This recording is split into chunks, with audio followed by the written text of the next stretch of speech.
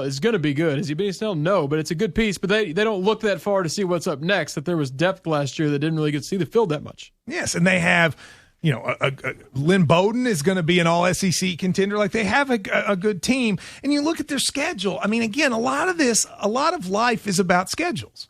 I don't know if that's a quote that's in the Bible. It was. I saw that on Madden at Cracker Barrel. I think it is. And here's Kentucky's schedule. Toledo, win. Eastern Michigan, win. Florida at home. We'll call it a loss, but it's winnable. At Mississippi State.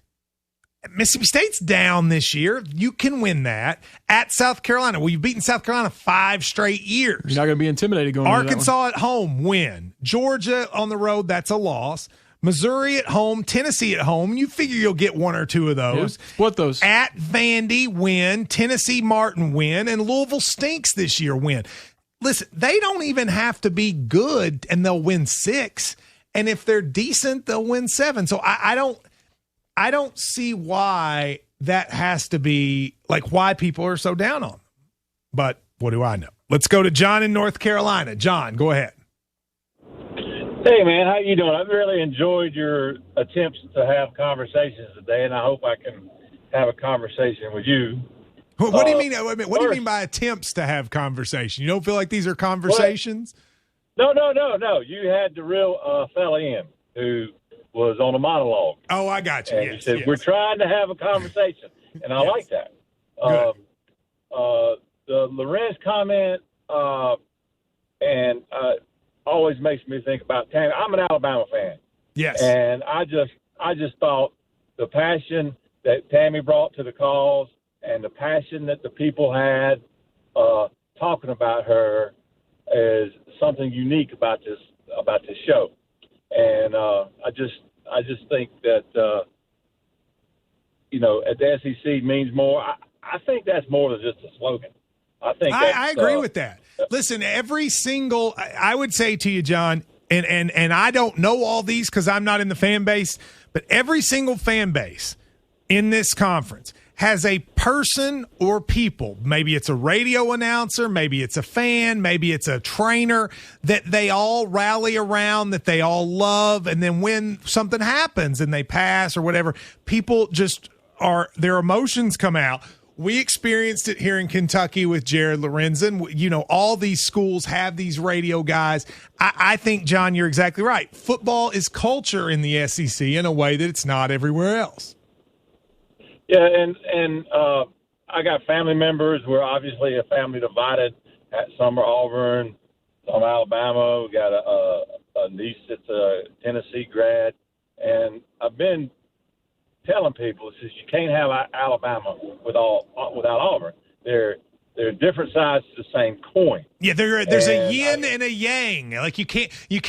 Batman needs the Joker, right? Like you got to have them both. You got to, and in a greater sense, the SEC has proven to be now a 14-sided coin. With everybody pulling their weight in some special way. Kentucky is the bell cow in basketball. Alabama has been the traditional bell cow in football. They rotate. Vandy has won in baseball. South Carolina's won in baseball. Florida has won in basketball. And Arkansas won in basketball before they got to the conference. But it's just amazing the difference, because I live in Charlotte. The difference between how the SEC fans are about their conference and the ACC. Well, you're exactly right about that. And I hate to cut you off, John. I got to go to break, but I appreciate it. Those are good points. By the way, in the ACC is not a culture or a conference. It's just a collection of people who happen to end up at the same Denny's. Louisville and Boston College and Miami don't have anything in common. What do they talk about when they get together? Yeah, you get a Boston person, a Louisville person, and a Miami person in the room. What are they talking about? They just happen to be in the same airport smoking lounge, and they called it a conference. But in the SEC, we have a culture. The only team that's not really part of that culture is Missouri, but they're kind of your weird brother that went to philosophy school and you let them in. They're growing on us too. They're fine, but it is a culture. The Big Ten even had a culture, but then they went and got Rutgers Rutgers? Who even, like, why would you name your school Rutgers? I mean, come on. Anyway, we'll take a break. I don't know how I got off on that. 855-242-7285. Couple open lines. We'd love to hear from you. This one person has called 10 straight times, and Spencer will not answer. I think he doesn't like him. I think Spencer has seen his call and says, I am not answering that. We'll be right back. It's the Paul Feinbaum Show. Let Audible heat up your summer fun with an unmatched selection of audio entertainment you can listen to anywhere, including exclusive Audible originals. Compelling stories, thrilling performances, and A-list celebrity talent make Audible originals must-listen events, like Stan Lee's Alliances, A Trick of Light, performed by actress Yara Shahidi. Get it only from Audible or choose a title perfect for your travel plans. Download the Audible app, start a 30-day trial, and your first audiobook is on us. Plants capture CO2. What if we could help industrial plants capture it too? Think how we could help lower emissions. More and more scientists think carbon capture is key to reducing CO2 emissions globally. It's one way ExxonMobil is helping industrial plants be more like plants. That's the unexpected energy of ExxonMobil. I'm Jordan Glass with your sports update on ESPN Pensacola 94.5. We are just 44 days away from the start of the 2019 UWF Argo football season. If you want to buy your home tickets, you can purchase them online, Argo fans, at GoArgos.com. For your Pensacola Blue Wahoos coming up later on tonight, it's Game 2 of the series against Mobile. It's going to be Fat Tuesday at the ballpark, so come on out to Wahoo Stadium, enjoy some delicious food, and cheer on your Argos or catch all the action, because Chris Garagiola will have the call following the Sports Drive. I'm Jordan with your sports update on ESPN Pensacola 94.5. Hey everyone. Let's all stop what we're doing right now and take a moment. That felt good, huh? Just like that, we had a nice special sort of moment together.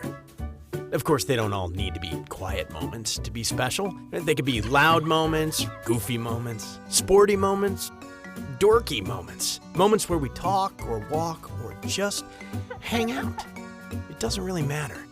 They all count. Because every time dads like us take a moment like that to spend with our kids, well, it's pretty momentous. Sounds like somebody agrees. So let's take a moment to make a moment. Today, call 877-4DAD-411 or visit fatherhood.gov. Brought to you by the U.S. Department of Health and Human Services and the Ad Council.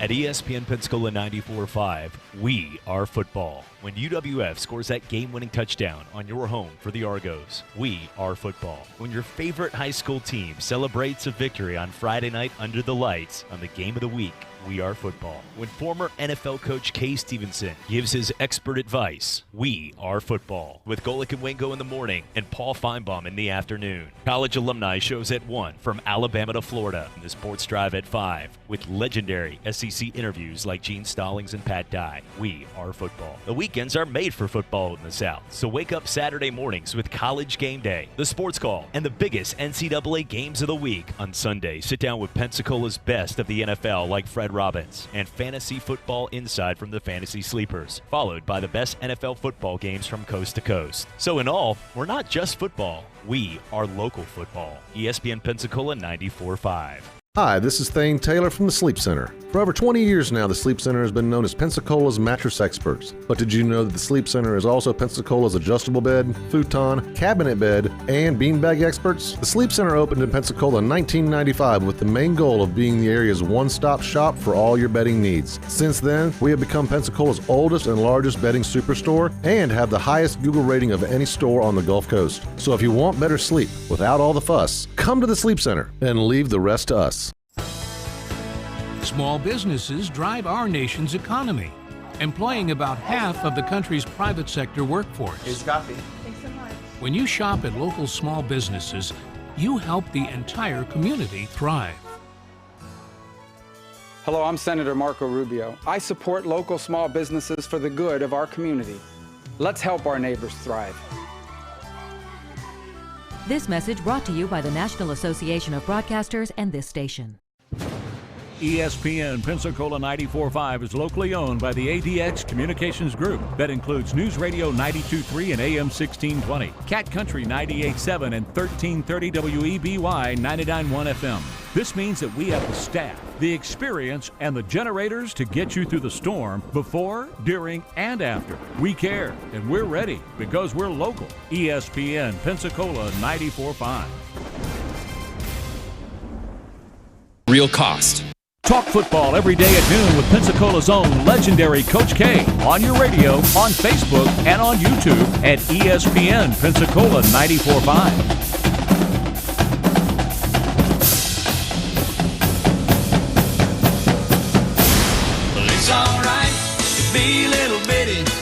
Welcome back. Paul Feinbaum Show. You know who wrote this song? Drew Franklin? I do not. This song was written by one Tom T. Hall. It's your boy. From Olive Hill, Kentucky. You're a big Tom T. Hall guy. Yes, he wrote this song, and then Alan Jackson went and sang it. 855-242-7285. That's 855-242-PAUL. If you'd like to send a text to the text machine, it's 772-774-5254. I got one text here. This is a good question, Drew. Somebody asked, of the 14 coaches right now in the SEC, which one will be at their school the longest and which one the shortest? All right, so I'm going to do shortest first. I think Will Muschamp, because I think he's fired at the end of the year after South Carolina goes 5-7. He's still been there. You're saying from this point forward? From this point forward, the shortest. I was trying to do a lot of math there. Okay, no, I'll agree with that. So you would say shortest him? Yes. All right, who's going to be there the longest? Of the 14 coaches, who will be at their school the longest? I have the definitive answer, but you go first. Kirby Smart. You don't think there's a chance he looks at Alabama or the NFL? Nope. I think he's there for a long time. See, I'm going to go for similar reasons, but I have a different answer. I'm going to say Dan Mullen. Because I think Kirby Smart at some point will give the NFL a try or potentially go to Alabama. I think that he doesn't feel like a Georgia for lifer. Well, he played at Georgia. So he's got that connection. Yeah, that's true. No, that's a very good point. Well, maybe so. Okay, you know what? But Mullen's a good one, You're too. right. I completely forgot that he played there. I don't know why I forgot that. All right, so he's a Georgia guy. I'm switching. If he's a Georgia, I forgot he played I could see Mullen there. getting a little full of himself and wanting to go try the NFL or something. Yeah, all right. So Kirby Smart, would you put Mullen second? Yeah, I think it's going to work out with him. They're going to win a lot there. I think Mullen and Smart are going to be a rivalry for years to come. Because you go through, all right, so how about this? Let's put it a different way. Which of the current SEC coaches will one day be fired? Not saying when, but they will. Muschamp. So Muschamp will be fired at some point. Do you fire Derek Mason or just let him keep coasting? Derek Mason will end up fired at some point. Yeah, they'll have to. Jeremy Pruitt will end up fired at some point, probably very soon after they don't do well. I don't think Mark Stoops will be fired because he's done too much there. Yeah, here in Kentucky, we've done things that I've never seen in my life, so there's no firing him. I don't think Missouri's coach gets fired, at least because he's older, right? So he's not going to go for it. He's not that much older, but I think he also played there. I think they're in for a pretty good year here. Yeah. Mullen and Smart, I don't think get fired. Saban clearly won't get fired. Malzahn will eventually get fired, right? We don't know when it'll happen, but at some point he will. Coach O, I'm afraid, as much as I love him. He's getting fired at some point. Matt Luke is getting fired at some point. He hasn't been fired yet? Let me check my phone. Chad Morris is getting fired at some point. Jimbo will retire. And Moorhead, I don't know. I don't know enough to know one way or the other. I will say, just playing the numbers, he'll eventually get fired. So we think the coaches who will be able to leave on their own timetable, Saban, Jimbo, Smart, Mullen, Stoops, and why am I missing the name of our guy at Missouri? Barry Odom. Barry Odom. Those 6 we think are guys who won't. We think the other 8 will eventually be fired. I agree. I could put Barry Odom in the getting fired group, but they seem close to ready to fire him recently. But getting Kelly Bryant, I think they're going to have a good year. They're going to buy them lots of time. Rich in Alabama. Rich, go ahead. You say Rich or Rusty? You, whoever you are. Oh, okay. All right, listen to me. I get I don't get to listen to the show as much as I want to, whatever, but I get to hear a lot of y'all different commentators that come on and take Paul's place. Yes. And I was just curious, on y'all's shows that y'all have, do y'all allow callers to call in, or is that something y'all do or do not do? Well, no, we have callers. We have them today and on our show. Oh, okay. Well, I was just curious about that because about every guest commentator that comes on is, which I call y'all, but I know they're always talking about the fans, what have you. And I was just curious about that. And I appreciate you taking my call. That was interesting. He called to see if we take calls. Yeah, we do. And the answer was, by answering your call, the answer was yes. Valvoline is the only motor oil brand with a dedicated engine lab. And here, we test everything. We test seal conditioners to keep older engines from leaking. We test detergents to help reduce soot. We test additives that protect against wear, increase fuel economy, and fight carbon buildup. Why? Because we won't settle for being less than the best, and you shouldn't either. Valvoline, trusted for 150 years. Go to O'Reilly Auto Parts now and get 5 quarts of Valvoline full synthetic high mileage with Max Life technology and a filter for just $34.99. See store for restrictions and details. All right, it's time for some straight talk. You wouldn't pay $100 for seats to a baseball game where you can get the same seats for $50. So why pay more on your wireless when you can get the same 4G LTE networks for up to half the cost? For $45 a month, get our unlimited plan with 25 gigs of high-speed data from Straight Talk Wireless. No contract, only at Walmart. Savings may vary. See terms and conditions at straighttalk.com.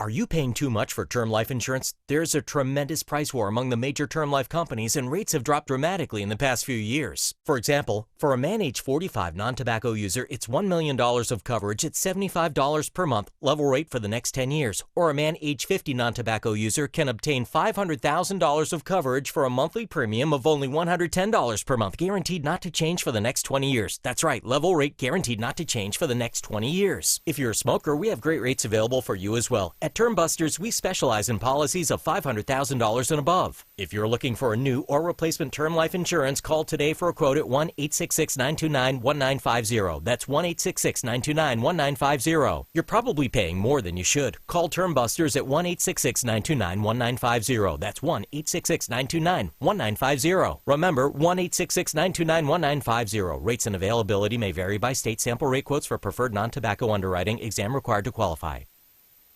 If you have over $10,000 in credit card debt and are behind on your monthly payments, you need to make this free call right now. 800-428-4187. When you call the Stop Debt Hotline, you're taking the first steps for help. Debt specialists are part of a real team who will help you with all of your options. You could stop the collection calls and letters forever by calling the completely confidential toll-free number right now. 800-428-4187.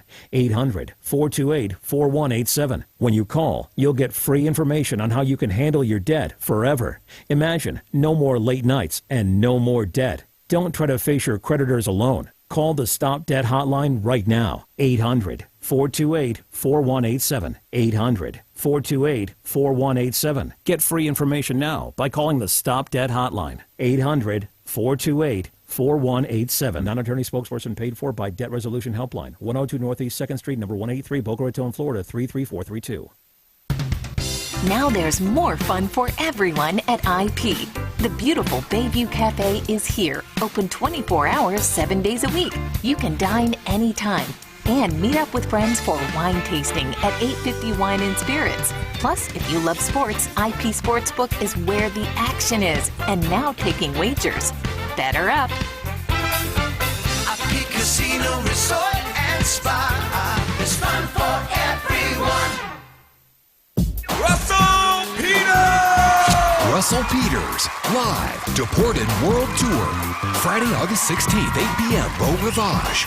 Swearing is a release of toxins. It's like holding in a fart. It hurts. Russell Peters. I'd really like to see the Taj Mahal. My dad rolled up on me like a gangster. Why do you want to see it so bad, huh? Who told you? Who told you about the Taj Mahal? Tickets on sale now at BeauRivage.com. Schedule subject to change. Copyright 2019 MGM Resorts International. All rights reserved. Gambling problem? Call 1-800-522-4700. Hothead Burritos asks, which came first, the chicken or the buffalo sauce? It hardly matters, because when we combine both together, creating our new spicy buffalo chicken burrito, it was a groundbreaking moment. The kind that has buffalo chicken and burrito fans rejoicing together. The new spicy buffalo chicken burrito is available for a limited time at your Hothead Burritos. Customize yours and try it toasted. Hit hotheadburritos.com for online ordering and delivery. This is Pensacola's hometown all-sports station and home of the Blue Wahoos, ESPN Pensacola 94.5. Catch all the Wahoos games home and away all season, plus all the latest Wahoos news from Chad Brilliante on the Sports Drive, 5 till game time weeknights. And hey, if your business would like to partner with us as an advertiser or with a local sports promotion, then give us a call at 850-262-6000 or shoot us an email from the advertise page on ESPNpensacola.com.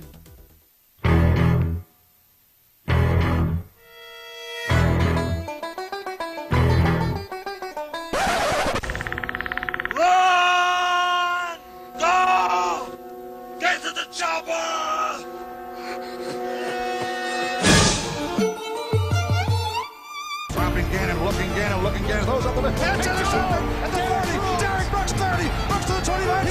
Derek Brooks all the way. Touchdown Tampa Bay. Derek Brooks. The dagger's in. We're going to win the Super Bowl. Another Watson is wearing a green jacket, and this time his name is Bubba. Pitch on the way. Russell drives one in the air. Deep left center. That's back near the wall. It's got a chance. Grand slam. Grand slam, Addison Russell. The new WNBA heavyweight champion of the world, Roy Jones Jr. And Richardson breaks free on the sideline. End zone.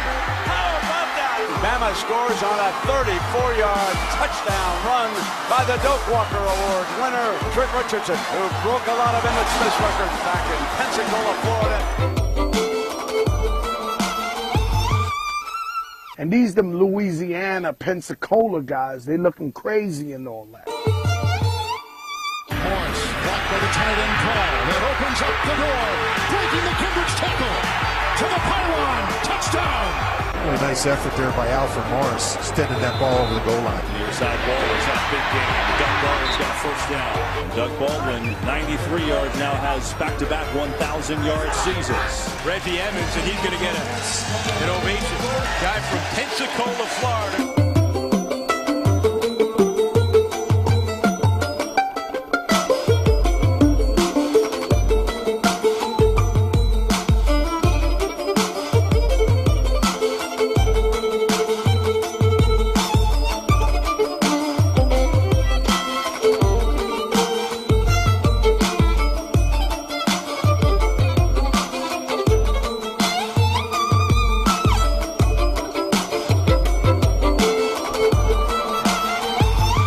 And welcome into the Sports Drive right here on ESPN Pensacola 94.5 and on Blab TV. I am Chad Brilliante. Glad to be with you here as always.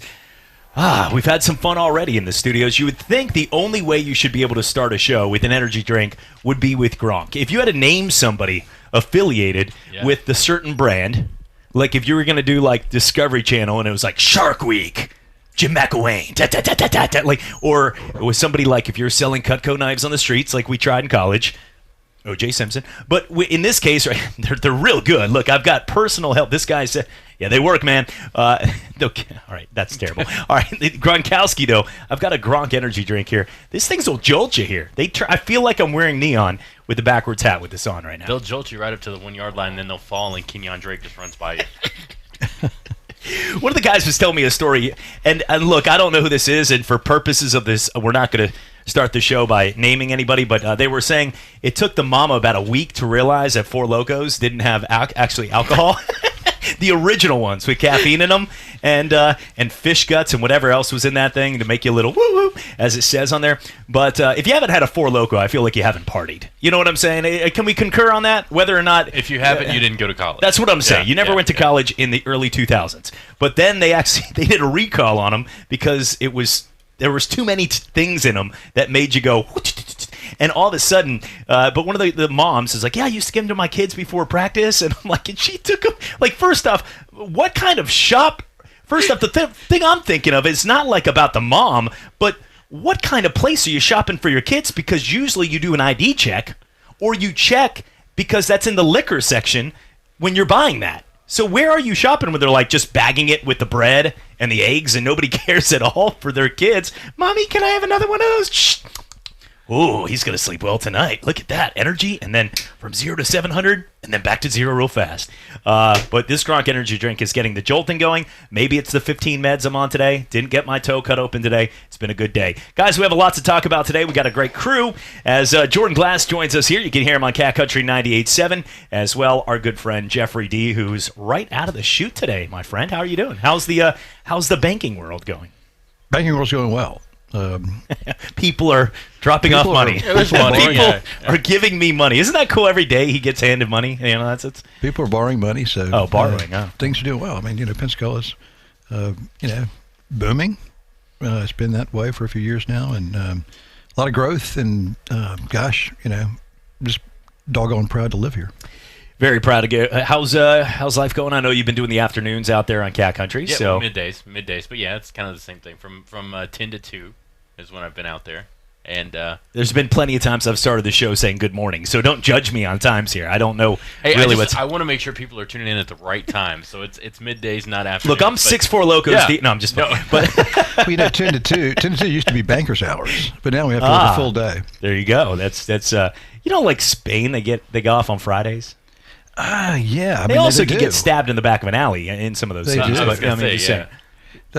think they take a 2-hour lunch or siestas, and then they sleep for a little while, and then they play golf, and then they may work an hour or two. They never know. Bow to Cristiano Ronaldo and Messi out there in Portugal and Spain, and all of a sudden, look, I'm telling you, it's. Let's get to some college football talk right now. Right now, we've talked a little bit about it, but we're counting down the days. We are now, at this point, July 23rd, just under a month away from that first August 24th game right there with Florida and Miami. It's going to be exciting and a lot to look forward in this game. I think the expectations out of a lot of fans is, Florida needs to prove to everybody that they've taken that next step. The Michigan game was the final, we'll see you in 2019 for the upcoming game against Miami, and we're taking that step in the right direction. Right. The two teams that are going to be judged the most this year to leapfrog back into that pool of who's going to join Clemson or Alabama/Georgia, because that's sort of how it is. I mean, who's going to join us? Who's joining us in the party? It's been Oklahoma and Ohio State. We had Florida State and Oregon for a couple years. LSU's been there. But who's going to join that mix? And to me, the two teams taking the biggest jump are Florida and Texas after what they did at the end of last season. You guys think they're going to be able to take that jump, returning their quarterbacks, returning their coaches, and getting better in both directions? Well, we'll see. Florida sounded very confident. Florida's got to replace four offensive linemen. They got 4 new guys. If any of those guys get hurt, then you're really kind of treading water. I mean, they did get Florida State's offensive line coach, so obviously they're making strides. Yeah, but fortunately he's just an analyst. But Texas lost 16 starters. All you got to do is pick up Phil Steele, and suddenly you feel Texas lost 9 starters on defense, including their entire front 4. And they lost 7 starters on offense, and so they're not. They'll eventually have a juggernaut with Tom Herman, but this year won't be it. It'll take a step back. And the Gators, we don't know yet. Yeah, I think I agree with Jeff on that. I think for Texas, they lose a lot, but also it's going to help them the fact they play in the Big 12. That is really going to be their saving grace, and I think that's going to maybe make them look a lot better than they actually are because of how many players they lost. Florida, not just the 4 offensive linemen, but they're going to have to refill some gaps on the defensive line as well. Lucky for them, I think they get a Miami team that they can beat early in the season. Their SEC schedule is never really front-loaded. Usually the big-time SEC opponents are towards the late part of the season.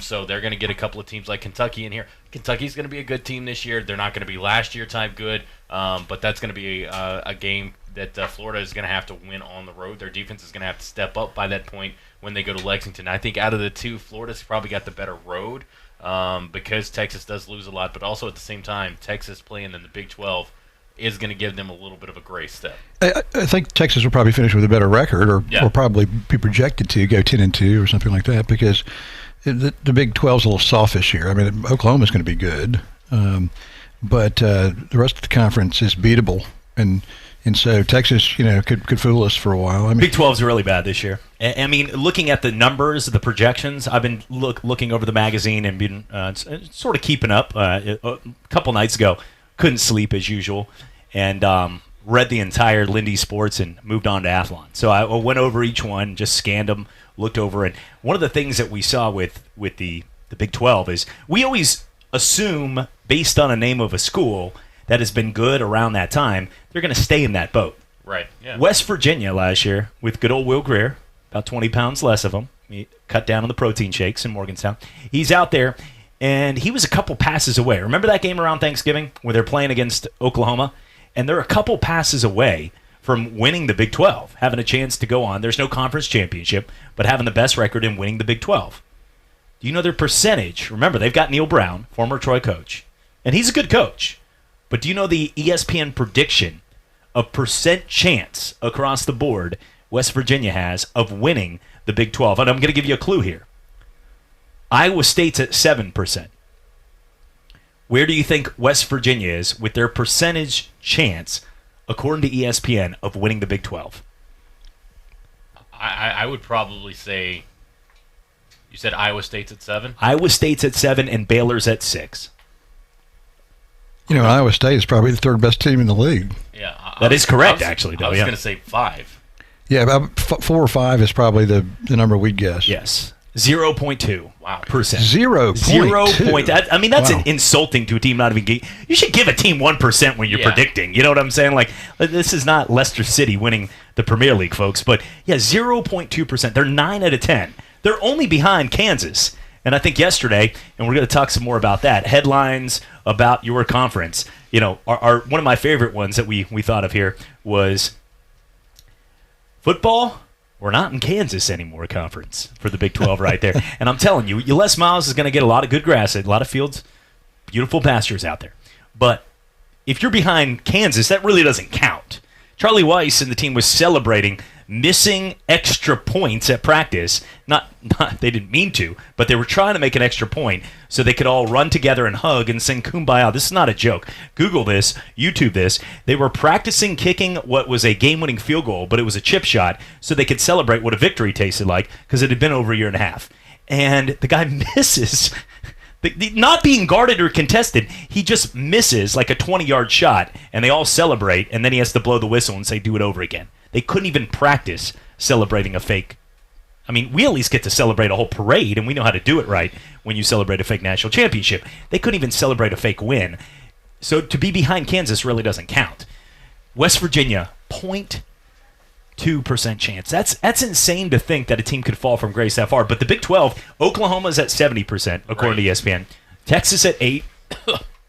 Just choked on a sunflower seed. Texas at 8, and Iowa State is at 7.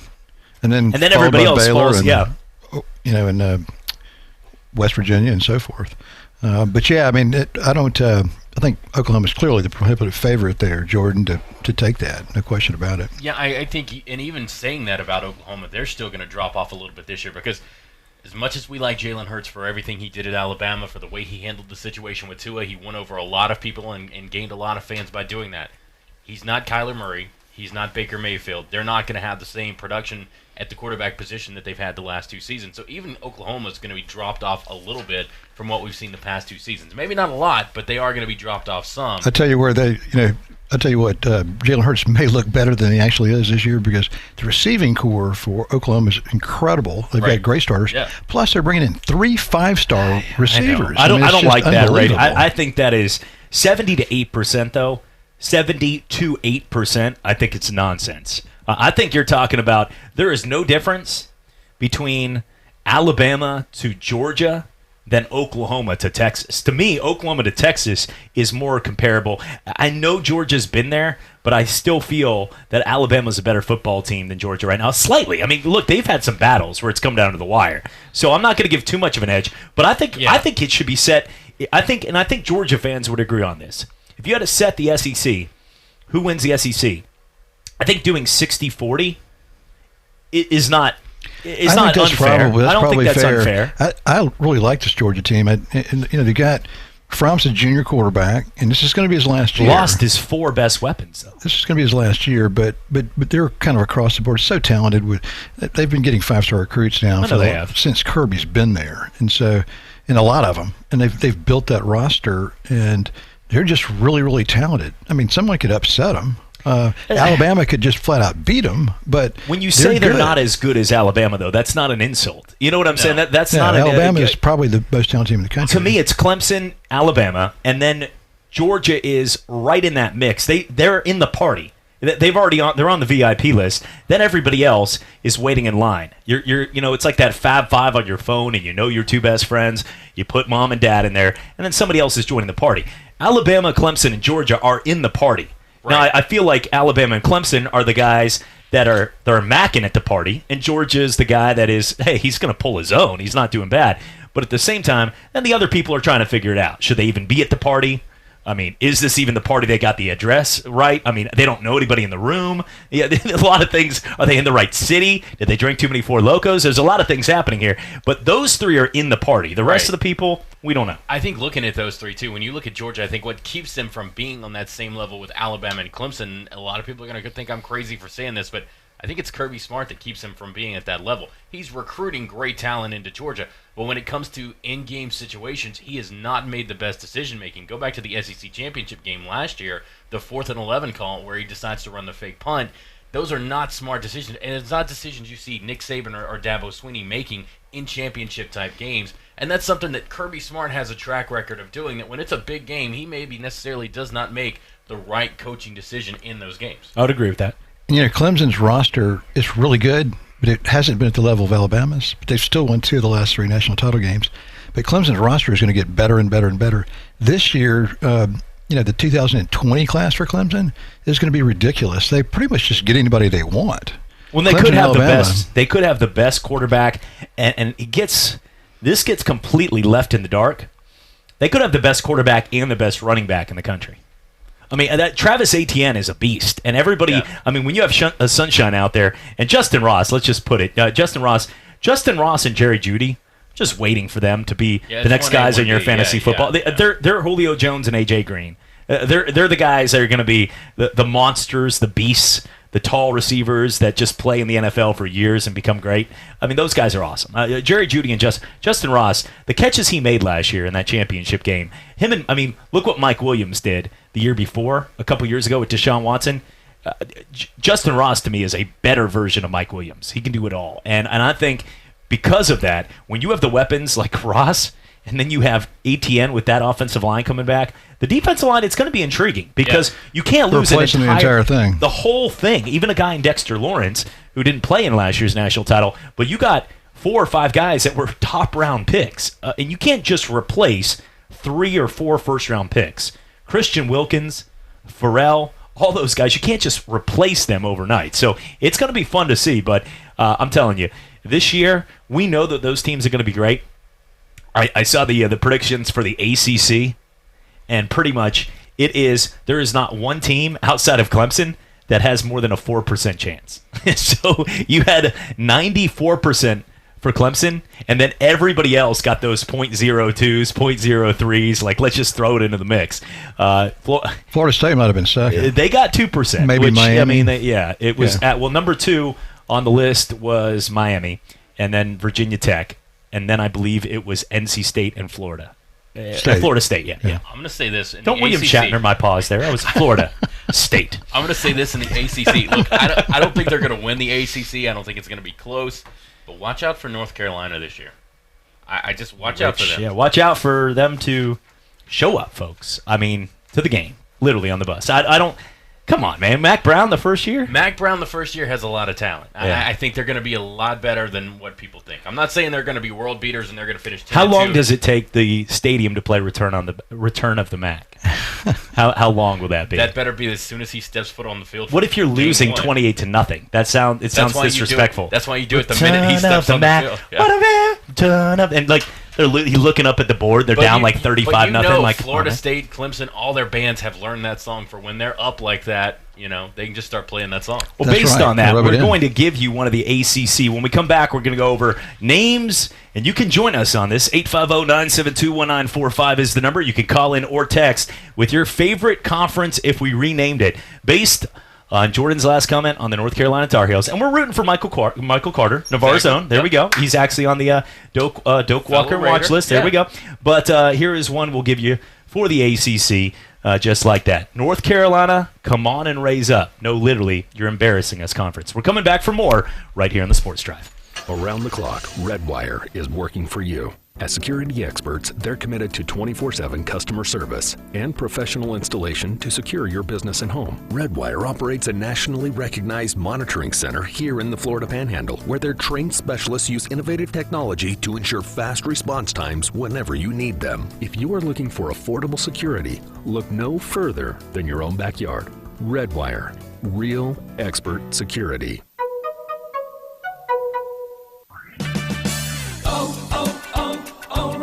Give your vehicle a spot-free shine with Turtle Wax Ice Wash and Wax. On sale now at O'Reilly Auto Parts for just $4.99. That's a 50% savings. For an unbeatable shine, just wash, rinse, and dry with Turtle Wax Ice Wash and Wax. Just $4.99 at O'Reilly Auto Parts. Better parts, better prices every day. Limit supply. See store for details. O'Reilly Auto Parts. Coach K brings football to life year-round. The teams, the players, and the front office. Well, we're very appreciative to Dabo Swinney, the head coach of the national champion Clemson Tigers, to take the time to be with us. Talk football with Coach K every day at noon on your radio. He does possess the skills necessary to play and be successful in the National Football League or anywhere else. And Coach K live on Facebook and YouTube at ESPN Pensacola 945. If you're a small business owner, there's no better place to find the impact hire to help your business than LinkedIn.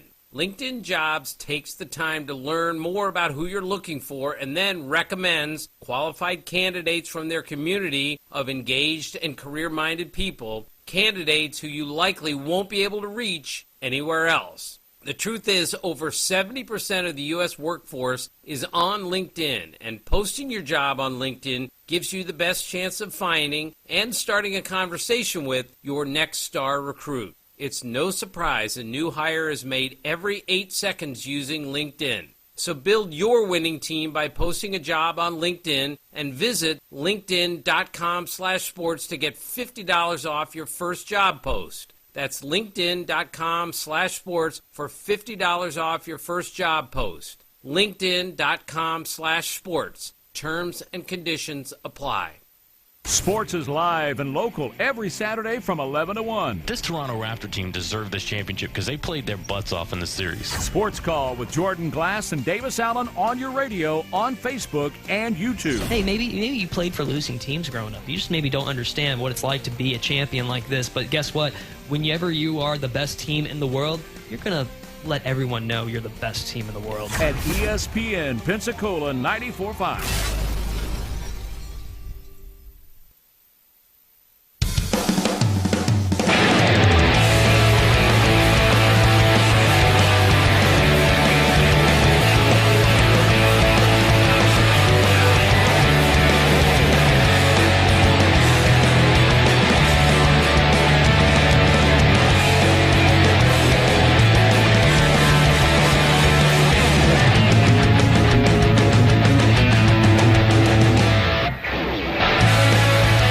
And welcome back. Sports Drive with you right here at ESPN Pensacola 94.5 and on Blab TV. I am Chad Brilliante alongside Jordan Glass, Jeffrey D, Jeff Davis joining us, and that means we're one step closer to football season as we get set to go here right around the corner from the big tailgates. Pat Fitzgerald, I want to get to this comment real fast. He said that cell phones, we're all on them right there. Even the people, I love the people that are like, while they're texting, they're like, cell phones they're ruining families. Let me send this tweet real quick. Kids are texting and driving. Dad, you're in the car while you're doing the people that are saying that, they just think it's cool sometimes to be like, it's ruining everybody. And there are some people, and God bless you for out there. God bless you for the people out there, the very few that actually like wake up and use no technology. They usually like live on a farm or something, but hang out with Wilbur and Charlotte's Web. But her name is Seamus. Yeah, I was gonna say, but like for those people, they must like not have to worry about everything. My cell phone died for a day, and it wasn't good. I had a lot of paperwork and things to do, but I remember I was so peaceful for just a few hours, not having to every 5 seconds another text or email or things going on. And it's the world we live in. It's what we need. It helps. It's a positive thing. I would have had to actually call you today to come down here and join us, and I don't want to actually talk to you. So, like, things like that today, Jeff, you know what I'm saying? Like, we take a lot of things for granted now. 30 years ago, there's no internet. Mm-hmm. There was no cell phones. You had to call a landline and just hope, like, heck, you got the person. Yeah. You break down the side of the road, there's no phone to call anybody. You have to cups wait. and a string. You have to, some guy with a CB radio has to drive by and, call the cops for you. We take a lot of things for granted. It just hasn't, the Earth is now 4.5 billion years old, and we've only had this technology for 30 years. So, it's amazing. We kind of lose sight of that. We can't do without these contraptions that we've got today. Big story today. We look at situation going on right now with an Australian man. Got caught with $140 million of meth after crashing his vehicle into a parked police car. What a bad day for that dude. Because that probably wasn't his. Because the guy that has $140 million is usually not the one driving the car. So that guy not only is going to be put in jail, but he better stay in jail. Because he just randomly Benny Hilled it into a police car, and some Australian kingpin just lost $140 million. So I hope that now he stays there for a way long time. They're going to be like, you were released on bail by this guy. Oh, no. I'm not getting out of there. But what a horrible day. They showed the video of that. But $140 million. It's like the true Breaking Bad here. But caddies get 10% of the purse if somebody wins. So if he got 10% commission, he would make $14 million. And so he was probably so excited about what he was going to spend that $14 million, he was probably looking online to find things to buy. And then crashed in the police car. That wasn't a quality move by him. And I'm telling you what, he's going to need extra faucets on that one. Looking at the situation with the you see the guy that Dadashev. I want to make sure his name is correct there. Maxim Dadashev, the boxer who passed away today. Yeah, that's pretty tough. 13-1 start. He fought in a boxing match on Friday night and was rushed to the Maryland hospital after there was blood forming in his brain and end up clotting and passed away. So it was a hemorrhage.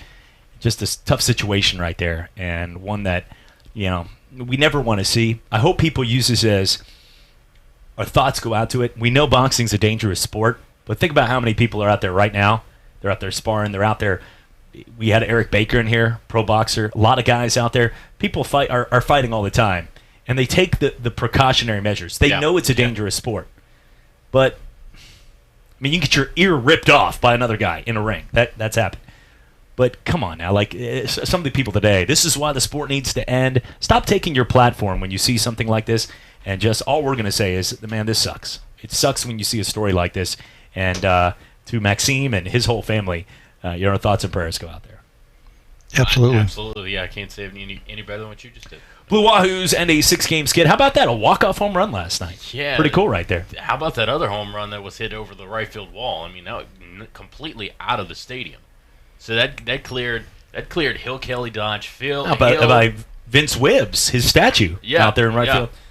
That's I saw that on bomb Twitter. Right I was there. in the gym last night and I saw that on Twitter, and the tweet said out into the bay. I don't know if it quite made it out to the bay, but I would doubt that. I watched the video of it. Yeah, and you've got to roll for it. It's like a 600-foot home run. We're going to pass on that. This definitely was in that playground area, so that was... that's a long poke right there. Yeah. By that fake CrossFit thing that I act like I use? Okay. Yep. That's very dangerous, though, for 3-year-olds. I'll tell you that. Somebody was out there working out. I was going to say... I love those things that go up there. There was one over in Cordova Place where I used to live, where the guy has the workout bench right there on the curb, right when you're turning by Firestone. You know what I'm talking about. Yes, you live over absolutely. there. Okay, so they built that workout bench right there next to Summit. when you're turning to go to Roger Scott and things like that. It's one of those roads, unless you live in that neighborhood, you don't use because it's not a commuter road. It's on that trail that leads to. Yes, there's Roger actually Scott. you got actually a driving range back there. Right, you got all that, but they built those workout benches right there. And once in a while, I'll see a guy and he's out there like using it like full out, and I'm like, no, bro. Like, let's get a gym membership. I know it's used for this, but it just looks. My favorite is the elliptical ones out there, where it's just like not a real elliptical. It's just two things with foot pedals on it, and they're out there just doing that. I mean, good for you. Like, if you're doing that, you're doing way more than me. The doctor told me to eat a healthy meal while I'm on these 3 meds today, and I've had sunflower seeds, a apple pie, and a Gronk energy drink. I do not think that's what he was talking about when he said that. So I'm nobody to judge here, but at the same time, Did he put you on a special diet? Apparently I did. But, yeah, no, he did not. He said eat healthy. Gotcha. After he sliced open my toe. Let's get to some more things going on right now in sports. We'll talk a little more about the situation. What did you think of the Tyreek Hill? We talked briefly about it, but I thought it was complete nonsense how you could give a guy not one game, not one single game. We had the audio. We played it yesterday. For admitting the things that he admitted, and Jordan, if you can pull it up here, if we still have it here. But talking about with Tyreek Hill, I mean, the situation was they have audio of him pretty much threatening his wife and also not saying clearly, and nobody really does when they get caught with somebody. Nobody's like, I killed everybody! Like, usually you find with evidence. But when somebody's not admitting to something, meaning like if somebody's like, Jeff, you robbed that bank. You're like, you know what? You know how many people back in the 1700s robbed banks? Come on now. You'd be like, completely deflected that conversation. Like, you didn't admit, like, oh, I didn't. I was with my family at the movies. Tyreek Hill, when he's, you punched our son, is like, you do it all the time. Like, and in this video, he doesn't get one single game, and he's back at practice right now. When you got guys like Jimmy Smith, the defensive back for the Ravens, who got 4 games for, no joke here, folks, emotional distress and verbal abuse. Got 4 games for emotional distress and verbal abuse. I feel like every Southern person in the 70s right now is sitting here saying, well, I couldn't have coached or played football ever in our lifetime. It used to call tough love. Now, there's a thing besides tough love when you're making fun of people or you're hurting people. Verbally, you can hurt a lot of people. And I'm not saying that it shouldn't be taken into effect. It's ruined marriages. It's ruined family. Verbal abuse can be terrible. But pick that up, Jeff. Pick it up now. Okay, let's get back to the point here. But when it comes down to the situation with what happened with Tyreek Hill, for him not to get to not even a single game, and Elliott, whose case pretty much got heard, and then there was no evidence to it, got 6 games. Tom Brady got 4 games for deflated balls. I mean, seriously. It is so warped right now how the league is. Did you see this, and what was your thought on this? I don't know what the NFL's rationale was, and they probably won't publicize that. I think there's some inconsistencies in what they've done over the years, meting out punishment. But a lot of times, they probably know a lot more than we do. Now, in this case, it's pretty cut and dried. The guys on audio saying this. But when they want to give it to us, that's what I don't get. Like the situation with Michael, it was Michael Bennett in Las Vegas. Remember, the cops came out immediately when Michael Bennett was running through the hotel, and the cops said to get down. And then he told them these cops are racist. They picked him out of a crowd. They threw him to the ground. And right after Michael Bennett said this, all of a sudden the whole protest and a lot of the things with police brutality it went in uproar. Where all of a sudden every team, every player was taking a knee for Michael Bennett. The cause was this is exactly what we're talking about. And Las Vegas PD didn't. One of them was a black officer. The other was a Mexican officer. And not one of them got suspended. And people were like, how could this be? We're standing up for Michael Bennett. We're kneeling for Michael Bennett.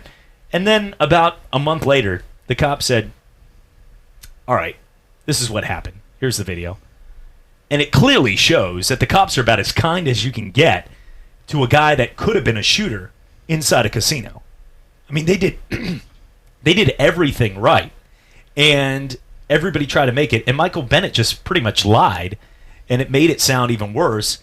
And now it's hard to believe credibility when a guy like that ruins it for everybody else. It was the boy who cried wolf, and people gain that cause. But if you saw that video, it completely hurt that cause based on, hey, if you're going to use this as an example, this was complete. These guys handled it perfectly. They even said, hey, we're just checking you. We're not detaining you because you're under arrest. We're doing this because you ran and everybody else took a knee. Everybody else got on the ground.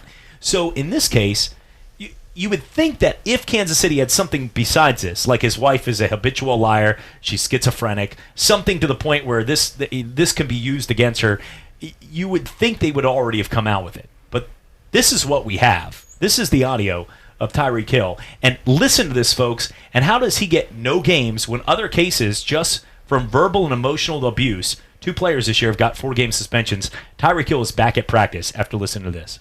Think about why a freaking 3-year-old would tell everybody and anybody that you broke his arm. Why would do that? Then why? I'm the only one that plays with him, maybe. That's why you don't do with him. I'm the one that get physical with it. No, I play with a hell of a lot more than you do. You just sit on your game all the damn time. Right. When we get home, what is it? And when we get home, it's for real. It's serious time. It's time to lock in because he know I don't play.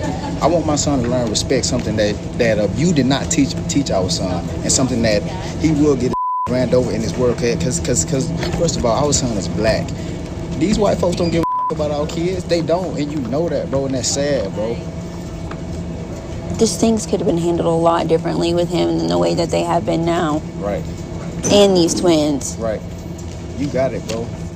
And they said time and time again that literally kept saying, Daddy punches me, which you do when he starts crying. What do? You make him open up his arms and you punch him in the chest. And then if he gets in trouble, you get the belt out and you do. Okay, so what about you? You what you don't do? And now somehow this investigation got brought back up and you're about to lose your. So now I really want you to sit and think about it because I rode for you. He is terrified of you. And you say that he respects you, but it's not respect. Me. It's terrified. He is terrified. You need to be terrified of me too. Dumb. That's why you can't.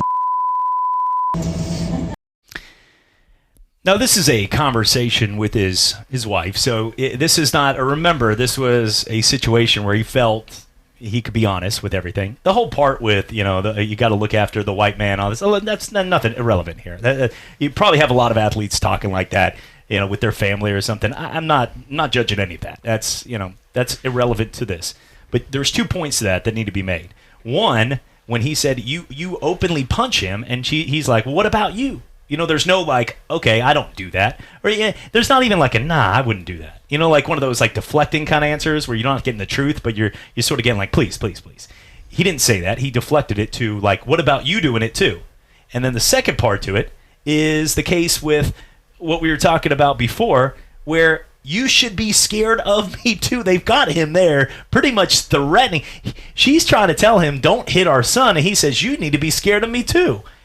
This guy's back at practice. And the NFL is going to pay millions of dollars on a campaign to say we're against domestic abuse and we're against all this. And remember, this guy get kicked off his college because of domestic abuse and got kicked out of college and had to go play for West Alabama. And now we're sitting here acting he's back at practice today. I'm just saying, and look, I understand that the way that some of these cases have been handled have been terrible. I mean, Roger Goodell has a track record list of Terrell Pryor entered the NFL to get away from college for tattoos, and Roger Goodell suspended him for the whole year, which they're separate cases. You're not supposed to do that. Like, same thing with the military. Over 6 years had to pay $3 million for their commercials until it took Congress for an oversight to say that's not fair. For like when the lieutenant came out or sergeant hugged his daughter coming back from Afghanistan, they were paying for that.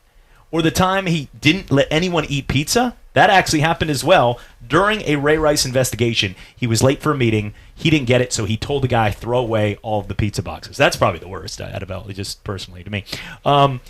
He is one of these kind of guys that gets paid $46 million a year to ruin.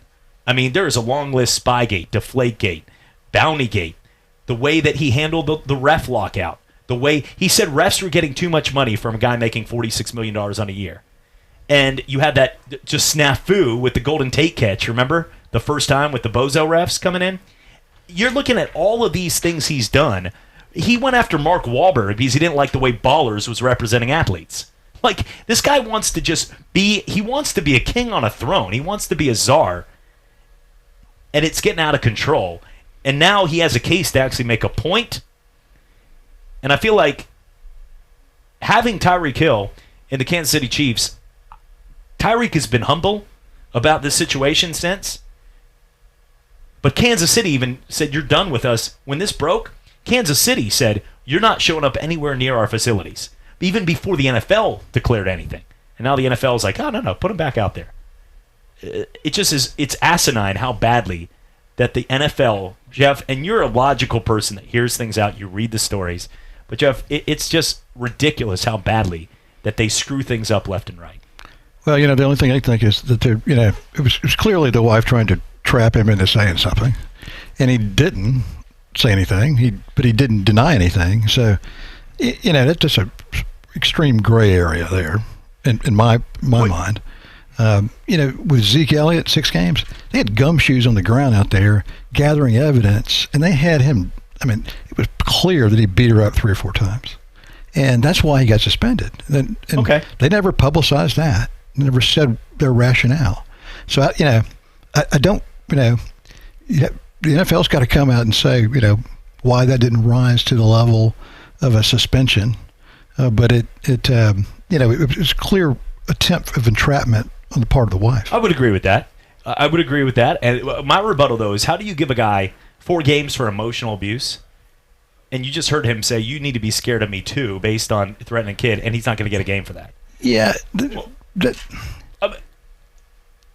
What is emotional abuse then? I mean, what is that then? That I bet look, all of us. Probably a whole lot of people in the NFL Jeff, have said that to their wives. Jeff, I know that, but you're married. I'm married. Jordan, we wouldn't say that. We would never say no. But nobody rationally would say that. People like that. And here's another part to it: the kid now is not living with them anymore. The kids were taken from them and living with somebody else. So there's clearly something to the point that they're threatened over this. Like, kids don't just leave the home over one comment. If I said something to my wife tonight, they're not going to take her kids. She worked with DCF when she was a first grade teacher at Oakcrest. She knows the drill. They're not going to take his kids away from him. They're living with somebody else right now, unless there was a situation where he felt like he was scared or they were threatened.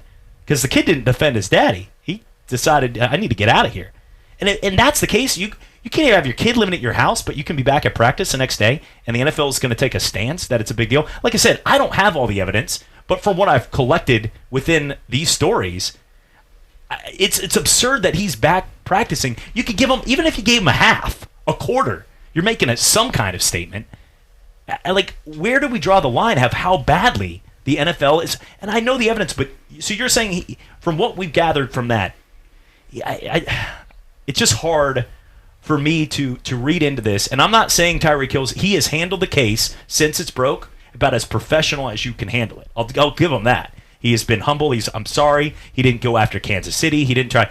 But with all that being said, something needs to change there. Yeah, I don't know what to say.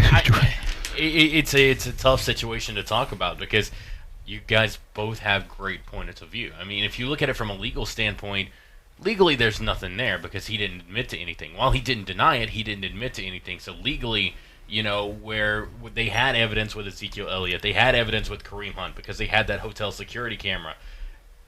There's not really any kind of evidence that proves that he did in fact do it here. So for that reason, I can kind of get the understanding of maybe kind of turning a blind eye towards it. But the NFL does, I will say this, the NFL does have a track record of not being consistent with how they punish players. And it is almost a thing of, if you play ball with Roger Goodell, like Tyreek Hill has done, the less discipline you get, but if you fight it, if you go, no, that never happened, I didn't do that, because we heard Kareem Hunt. I mean, he had been talked to about his situation by the Chiefs and the NFL before it all came out and was the big story of last year, and he denied it both times. And then when it came out, they're like, okay, you told us this didn't happen. Now we have video footage that it did happen. It seems like the more you play ball with Roger Goodell, the lesser of a punishment. I do agree with that. Your point is right, Jordan. As I mentioned earlier, there's really no consistency in the way they mete out the punishments, and that's kind of the major criticism. If you're, they need to come with some kind of formula or at least some guideline. obviously every situation is different. Right. Yeah. But it seems very inconsistent the way they've done it over the years. And I agree. Deflating a ball is 4 games, and then, this is 0 in back and practice. Knocking someone out is 2 games. And Josh Brown, remember the kicker? They showed the physical altercation. He got a game, wasn't it a game? And you get 4 games for 0.5 psi. That's what I'm saying. It's you get a year for doing something that many teams did in Bountygate, a whole season. I mean, it's just the way that he's handled cases, and the guy makes $46 million. That's more of this case than anything. When we come back, we're going to talk a little bit of conference news. Later on tonight's show, we'll talk with our good friend. He'll join us at 6 o'clock tonight. You can hear him right there from the Retirement Planners, John Steele. It's all coming back right here in the Sports Drive. Bowling is a sport that will last you a lifetime, and at Cordova Lanes on Airport Boulevard, every night there is something exciting happening. Like on Tuesday and Thursday, it's penny a pin. Bowl 100, pay $1. Or how about starting your weekend off right by reserving a lane for just $25 at Moonlight Bowling. Enjoy a fresh-made pizza and the lowest pitcher prices in Pensacola. So what are you waiting for? It's time to roll your way into Cordova Lanes and experience fun like never before. Owner-operator truck drivers, have you been dreaming of getting out of your old rig and into the driver's seat of a brand new semi-truck? SFI Trucks and Financing is leasing semi-trucks for low to no money down and will work with almost any credit situation. Freightliners, Peterbilts, Kenworths, Internationals, and Volvos, all equipped with new technology and driver comfort features. Plus, our 24/7 maintenance support team will keep your truck running so your business can keep moving forward too. Learn more at sfitrucks.com. That's sfitrucks.com. Get ready to transport yourself to beautiful vineyards, sip on the smoothest spirits, and indulge in delicious cuisine when the 3rd annual Skopelos Wine, Spirit, and Food Festival presents flavors from around the world. Sunday, July 28th at 3 p.m. Enjoy over 125 top wines and the smoothest spirits from around the world, all while learning about them from the experts. Stations will be set up throughout the ballroom featuring gourmet national and international culinary bites. Get tickets now online or at Skopelos at New World on Palafox. Sports is live and local every Saturday from 11 to 1. Kawhi, him and his free agency, or him just sitting around waiting to sign with the team, had a lot to do with more than just the Lakers. There were other teams that were tied into this trade as well to determine their next moves. And for the Lakers, they still haven't finalized the Anthony Davis deal. Sports Call with Jordan Glass and Davis Allen on your radio, on Facebook, and YouTube. Southern California basketball is going to be what everybody's paying attention to this upcoming season. At ESPN Pensacola 94.5.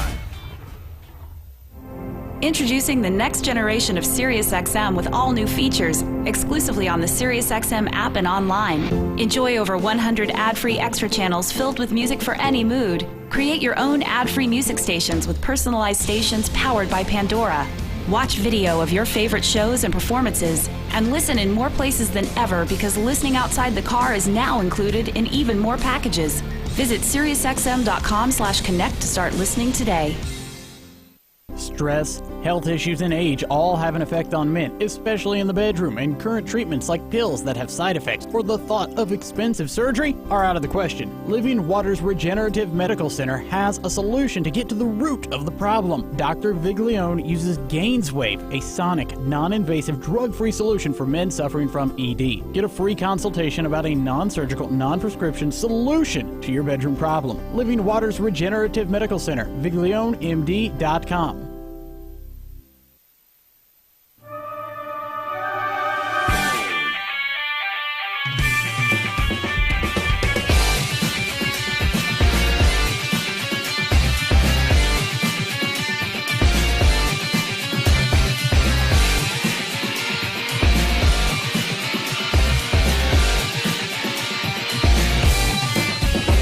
And welcome back, Sports Drive with you right here, ESPN Pensacola 94.5. How about those new locker rooms going on right now in the SEC? Some of the things happening, it's been crazy. Yeah, at the Gator locker rooms, they leaked out a photo of the Gator locker rooms before they were finished, and they looked awful. It looked like a construction site, and so everybody was criticizing them. But whenever they actually released the footage of the players going in and looking at the locker rooms and showed the locker rooms, and they got a really good fan response, kind of across the board. In fact, other fan bases were complimenting them. When Ed Ogeron comes down on his high in the LSU locker rooms from all those Red Bulls. He just needs to take a nap. Well, then we see the LSU locker rooms, which clearly they spent a lot of money on. Yeah. But it looked like either a bowling alley or a strip club. It did. It was the color. Well, anytime you go, first off, wait. Yeah. In their defense, though, and I'm not just defending them because my LSU wife is at home, but in their defense, anything purple and gold is going to somehow relate to some kind of strip club sometimes. You know what I'm saying? When you get enough purple and gold in one room, now you're getting a little fancy there. You know what I'm saying? So I'm just saying that it looks really, more like a New Year's party. That was an odd-looking locker room, and it was so dark too. It was just, with that purple haze. I'm sure you're going to play Jimi Hendrix. And now they're coming under fire because people. That's what you think when you think students have purple haze? actually seen, students when they saw the pictures of the locker room get released. Students started going to places like the library and places like that on campus that still have flood damages from storms months ago. Take pictures of that and say, okay, you're spending $28 million on a locker room for the football team. This is what our library. This is what we have to study in the library. I mean, it's LSU's got some problems right now with that. All right, let's get to a couple. If we rename the conference, what would it be called? Let's get into that right now as we take a look here. Had some fun yesterday. Let's start off with the Pac-12. We'll go to the Pac-12 first here. And you tell me which one of these you like, where you'd put the grade, if this would make it for a related name as what we could call the conference based on our mindset of that conference. Here we go. The Football After Dark Conference.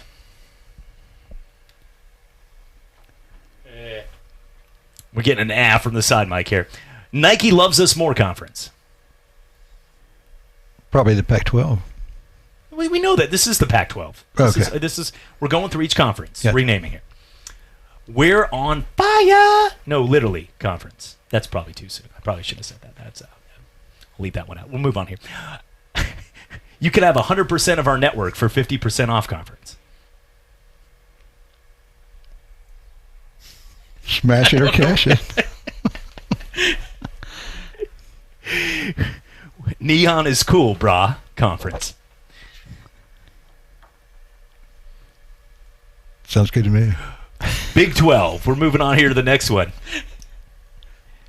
Conference champions are for chumps conference. Do you get what's happening here? Do you understand the gist of these? Might not be funny. Yeah, okay, I understand that, but do you see where we're going with this? Right, the trend of what's happening here. We're renaming it based on a saying. But don't they have a conference championship now? They do not. They did. I mean, and then they didn't for a while. But they haven't played one in a long time. Okay, I thought they added one they're doing the last couple of years. No, they have not. Okay. All right, moving on here to the next one here. Taking a left turn here, folks.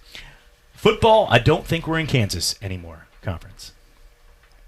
You'd have to have Dorothy. Not bad. Dress Les Miles up as Dorothy and have him say it. There you go. There you go. Yeah. Wear ruby slippers. A country boy can survive, except the playoffs conference. What are we expecting here? These were creative. Some of these, I know for a fact. We're moving on. Redneck Rendezvous. 10 is the new 12 conference. That's pretty good. That was the most uneducated. Like, that one took no thought at all. There's 10 teams in a 12 conference. All right. Half of those I didn't understand. I mean, literally, I didn't. Okay, tell me which one you didn't understand. Name one. Okay. How do you... The Big 12 doesn't do well in playoffs, and they're in the country. So the song is "A Country Boy Can Survive." Okay, I don't listen to country music. Well, okay, unless Jordan's playing it. Thank you. Kansas, from the Wizard of Oz. Dorothy, we're not in Kansas. Kansas stinks at football. So if I say football, we're not in Kansas anymore. Is it getting... Yeah, sure. All right. We're moving on to the next one. Absolutely. Okay. It's all right. We're going extreme downhill here. Let's go to the SEC then. Just completely butcher it here. Bless your heart. You think you're better than us, conference. That's pretty good. I like that. Alabama is better than yours, conference. If you get what the meaning of... Okay. You know when your kid is named Bear, conference. Yes. That's pretty good. Our Gatorade is for real, conference. Thank you. All right. The Seinfeld wouldn't be that funny without the laugh There track. we go. Here. All right. That's Here not we bad. go. ACC, I'm sorry. Are you champs? That's what I thought, conference. I mean, are we ready for basketball season? And now we own you as well in football, conference. North Carolina, come on and raise up. No, seriously, you're embarrassing us, conference. How many bounds can you fit into one, conference? And FS, you better get your act together, Willie, conference. Okay, that's weren't bad. We got a string of 4 of them going there. Well, that was actually the worst conference I thought. Big Ten here as we move on. Don't call us number 2, chump, conference. We own you in jacket sales, conference. 14 is better than 10, girl, conference. We never like Herb anyway, now that he's gone, conference. We have 4 cities in our area named Sandusky, and now we are sorry for them, conference. The Big Ten. The Big Ten. He got a half dozen of the Big Ten there, yeah. and they were actually pretty good. And that laugh track needs to get back on there. NBA Jam came out with a new game right there. These Gronk energy drinks are pretty cool, folks. When we come back, we're going to talk a little more as we'll get into more on what's going on in college football. We'll also break down more of what's happening right now around local news, including the Pensacola Blue Wahoos will be in action. If you're headed to bands on the beach out there, you can break out your banjo and guitar, but there's no show because it has been canceled from the rain. So you can do whatever you want on the beach. Last time I checked, you pay $1 toll and get over there, but there's going to be no bands on the beach. We're coming back for more right here in the Sports Drive. Driving is freedom. The freedom to keep moving, to control your destiny, and to choose your path. And now, that freedom fits in the palm of your hand. It's called Ford Pass, the only app that gives you roadside assistance, Ford Pass rewards, and now when you buy or lease a new Ford, earn points you could use toward flexible complimentary maintenance that gives you, well, more freedom. Ford Pass, built to keep you moving, built Ford proud. Visit your participating Ford dealership to find out about getting flexible complimentary maintenance when you buy or lease a new Ford and sign up for rewards. Roadside assistance is included for certain Ford owners and available to everyone for a per-service fee. Ford reserves the right to change program details without obligations. Visit your participating dealer or FordPassRewards.com for program rules and restrictions. Ford Pass, compatible with select smartphone platforms, is available via a download.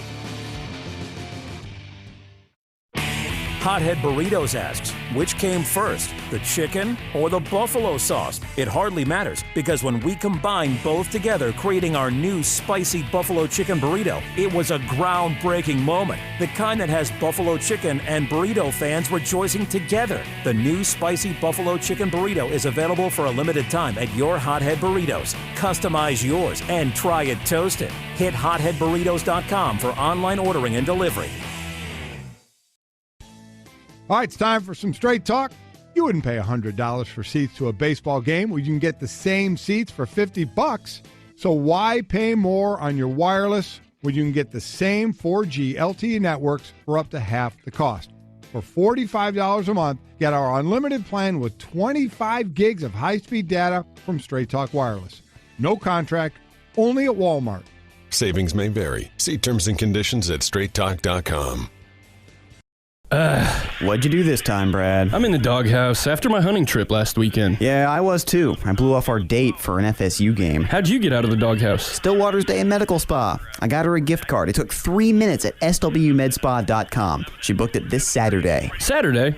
So 9 holes then? Tee time's at 8. To enjoy a hassle-free guys' weekend, let her relax at Stillwater's Day in Medical Spa. Visit swmedspa.com. Stillwater's Day in Medical Spa, voted best day spa 8 years in a row.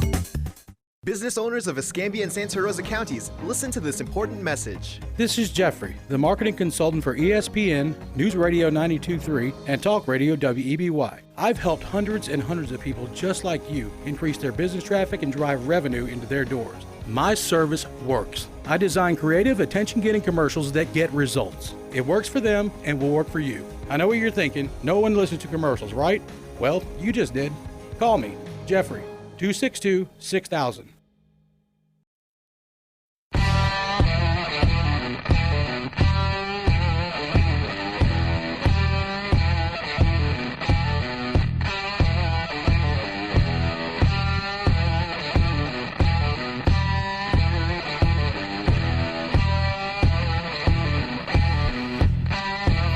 And welcome back, Sports Drive, with you right here, ESPN Pensacola 94.5, having some fun with you on this Tuesday evening. 850-972-1945 is the number to be part of the show. As some of the things going on right now, Pensacola Blue Wahoos, 6:35. They'll get kicked off and off the end of that 6-game losing streak. Nice win yesterday. Walk-off home run right there as they got it done. Mark Contreras in the bottom of the ninth. Military Appreciation Monday right there. It was a good night at Wahoo Stadium. Good night. Hopes that maybe the Wahoos can go on a 6 or 7 game winning streak and kind of get back in this thing. They can, and I think they will be able to. As well, you have a situation here going on with seeing the music. So let's go ahead and say, you know what? Congratulations on what has been a incredible day, Jeff, for you as a human being. I just want to say that on behalf of everybody here. Well, thank you very much, Butch. I love you. Jeff, enjoyed it as always. Thanks for joining. It's very rare that he gets to grace our presence from 5 to 6. You're Absolutely. always welcome. Thank you so much. It was fun. It's always fun hanging out with you guys. I saw those. And John Steele. If you were on a polygraph, we're coming back for more.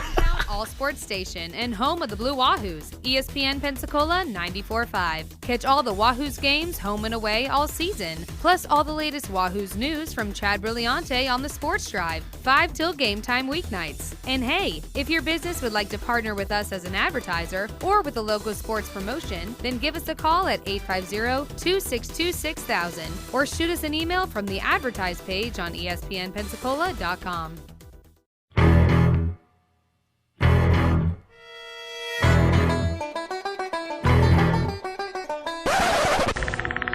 Run! Go! Get to the chopper!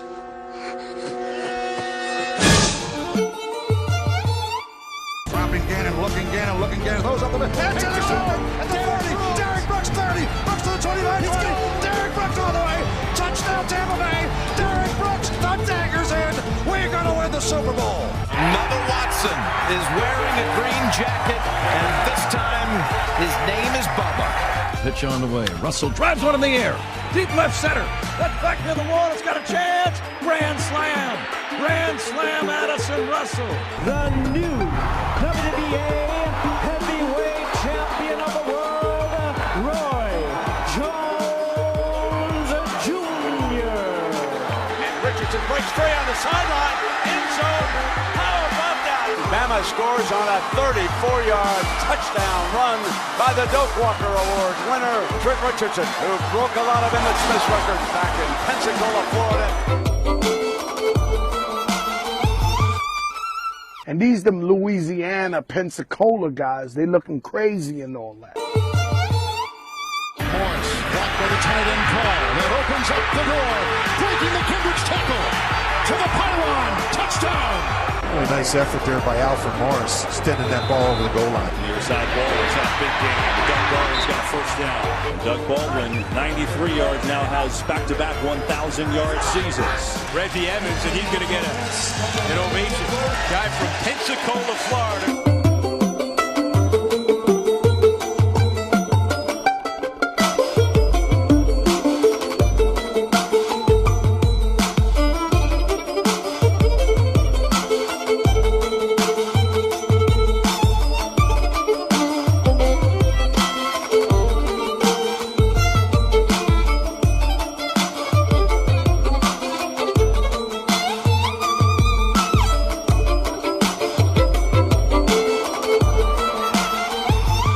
And welcome back, Sports Drive with you right here on ESPN Pensacola 94.5 and on Blab TV. Joining us now, our good friend. You can catch him each and every week on The Retirement Planners. You can catch it on WEBY and on Blab TV. And a guy that is always gracing with his presence and giving us tips on how to be more financially successful, which if you don't like that, then you might as well just find somewhere in Antarctica and live with penguins because nobody wants to hear from you. John Steele joining us now. John, what's happening? Interesting things. Hey, wait, I'm on the air now. Listen. Isn't this amazing? By the way, John was, last week I told him, two things. One, you've cut down on the beard percentage with the mic, which is good. And two, that you could bring a sign to promote. Yeah, I put one up. This cue card here. So, folks, we've got that right there, boxed in right there. Make sure to take that number down. All your financial success right there is on that card. So if you can see it on TV, boom, you're good to go right here. Yes, you are. Yeah, some guy's got binoculars on TV right now going like that. Somebody, by the way, like Facebook, I've never done this. Have you done it? Apparently 80%, because we took a digital media class, like 80% of people have sold something on the Facebook, when you sort of like Craigslist on Facebook. Right, yeah. You know what I'm talking about? I'm aware of it, but I haven't used it. I've never used it. Have you? No. I got a lot of stuff. 80% of people have done that. I've never even thought of using it. But somebody was selling a TV, and one of my friends sent it over because he was selling the TV with me on Blab TV. This is no joke. So I'm on TV, and they're selling the TV, and that's when two parts of me. There's two different paths, like the Choose Your Own Adventure book as a kid. Because John, it was either at that point that guy realized that, man, this TV has so much value with him. If I put this picture on, that I can sell it for more, or the more probably credible part was, crap, this dude's on my TV, honey, it's time to get rid of this thing real fast. So there was either two paths that you could take from that. I would like to think the first part, but either way, he was using my picture. Not my rights. I gave it to him right there. I liked the part about when you were younger and you were playing these Choose Your Adventure type things. You mentioned that you alluded to that. Yes, well, it was a book. You remember the books as kids? No, as kids, my parents said go play in the dirt and don't come in until a street light comes on. Well, the Choose Your Own Adventure, you could go to you could go down the path of like getting to the castle and marrying a princess, or you'd take like the path of a dark, scary woods where you're attacked by goblins.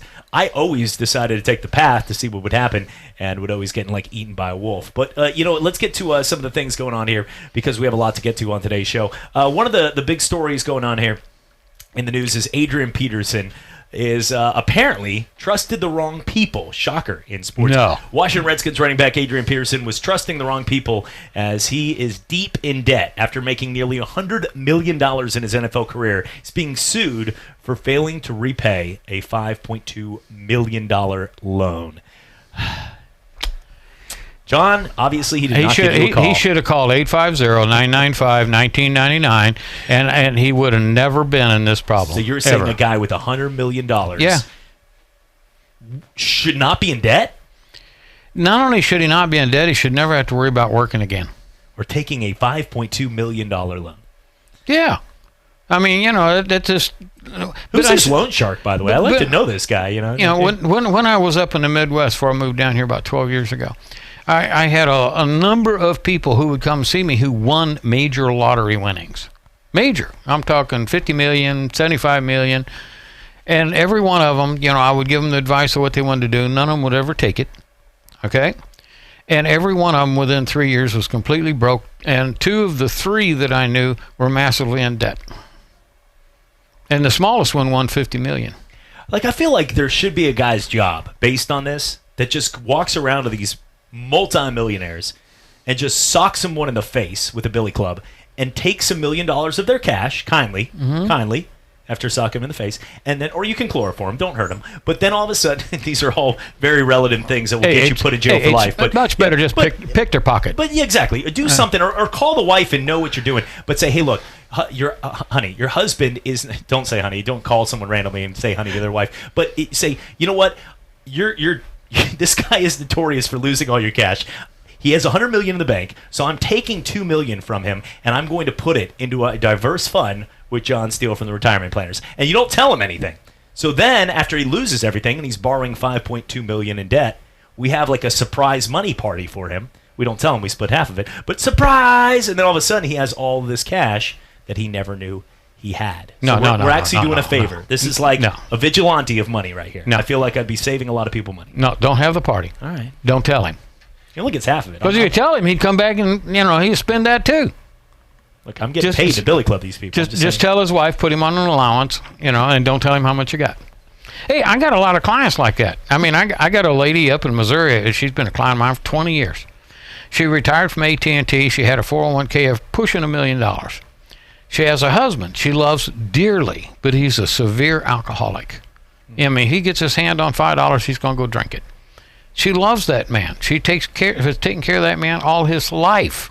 He retired, and he ended up with about a $40,000 401k, and that's all he had, and she's got close to $1 million. For all of these years, and since they're not down here, I can talk about this. All these years, she would come in with him, and we would have a review meeting to talk about his $40,000 401k. Then she'd take him back home, and without him knowing it, she'd come down and we'd talk about her $1 million.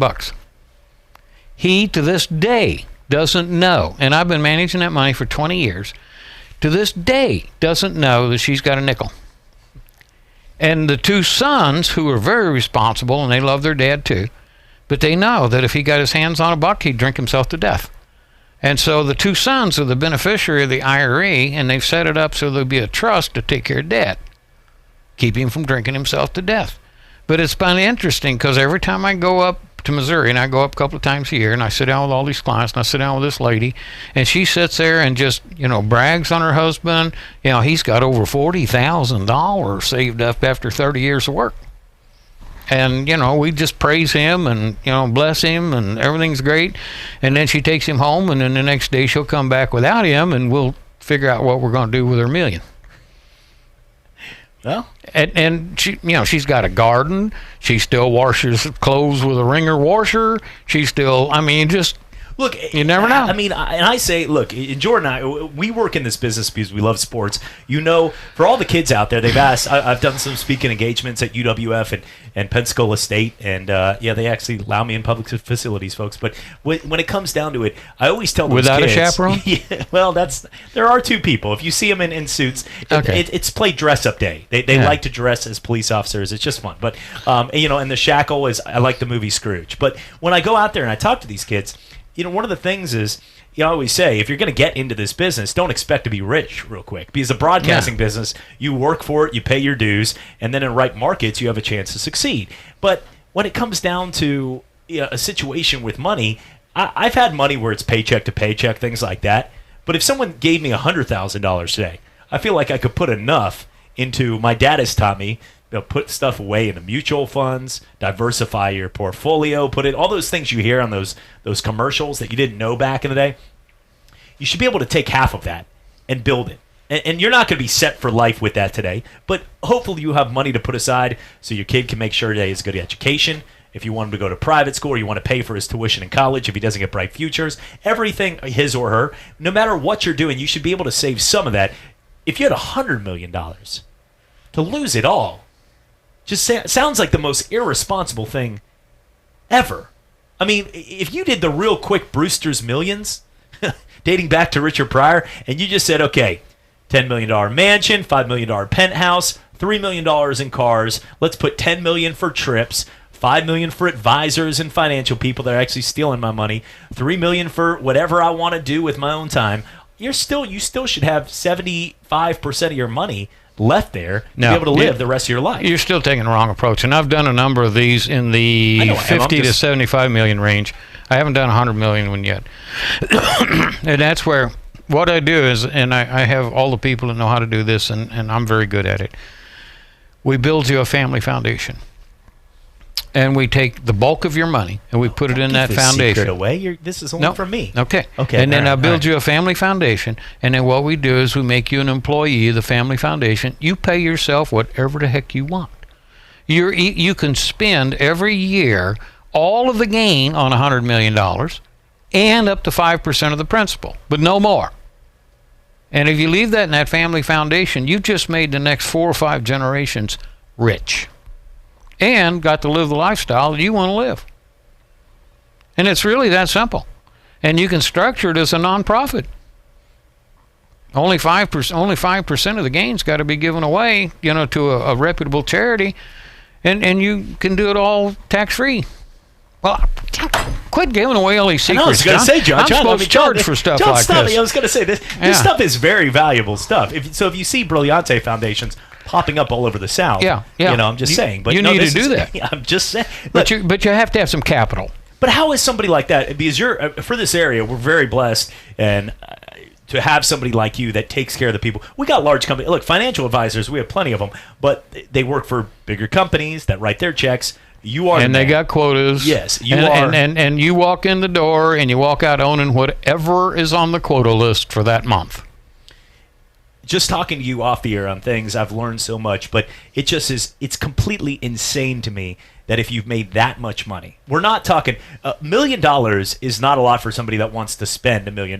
Yeah. But for $100 million, yeah, I feel like you should not be asking somebody to borrow $5.6 million and now owing him for that. So obviously there is a problem. That's what I'm saying. Once again, we revert back to John Steele will handle your money. I will billy club you and take at least $2 million if you have $100 million. So if you're out there listening, so for the rest of your life, you will be set. Because it makes no sense. Here's the problem: a high percentage of your people that go into that are top athletes, whether it be Muhammad Ali or some of the, there's egos involved. Okay, and there are masters out there in the financial area know how to play them egos like a Stradivarius.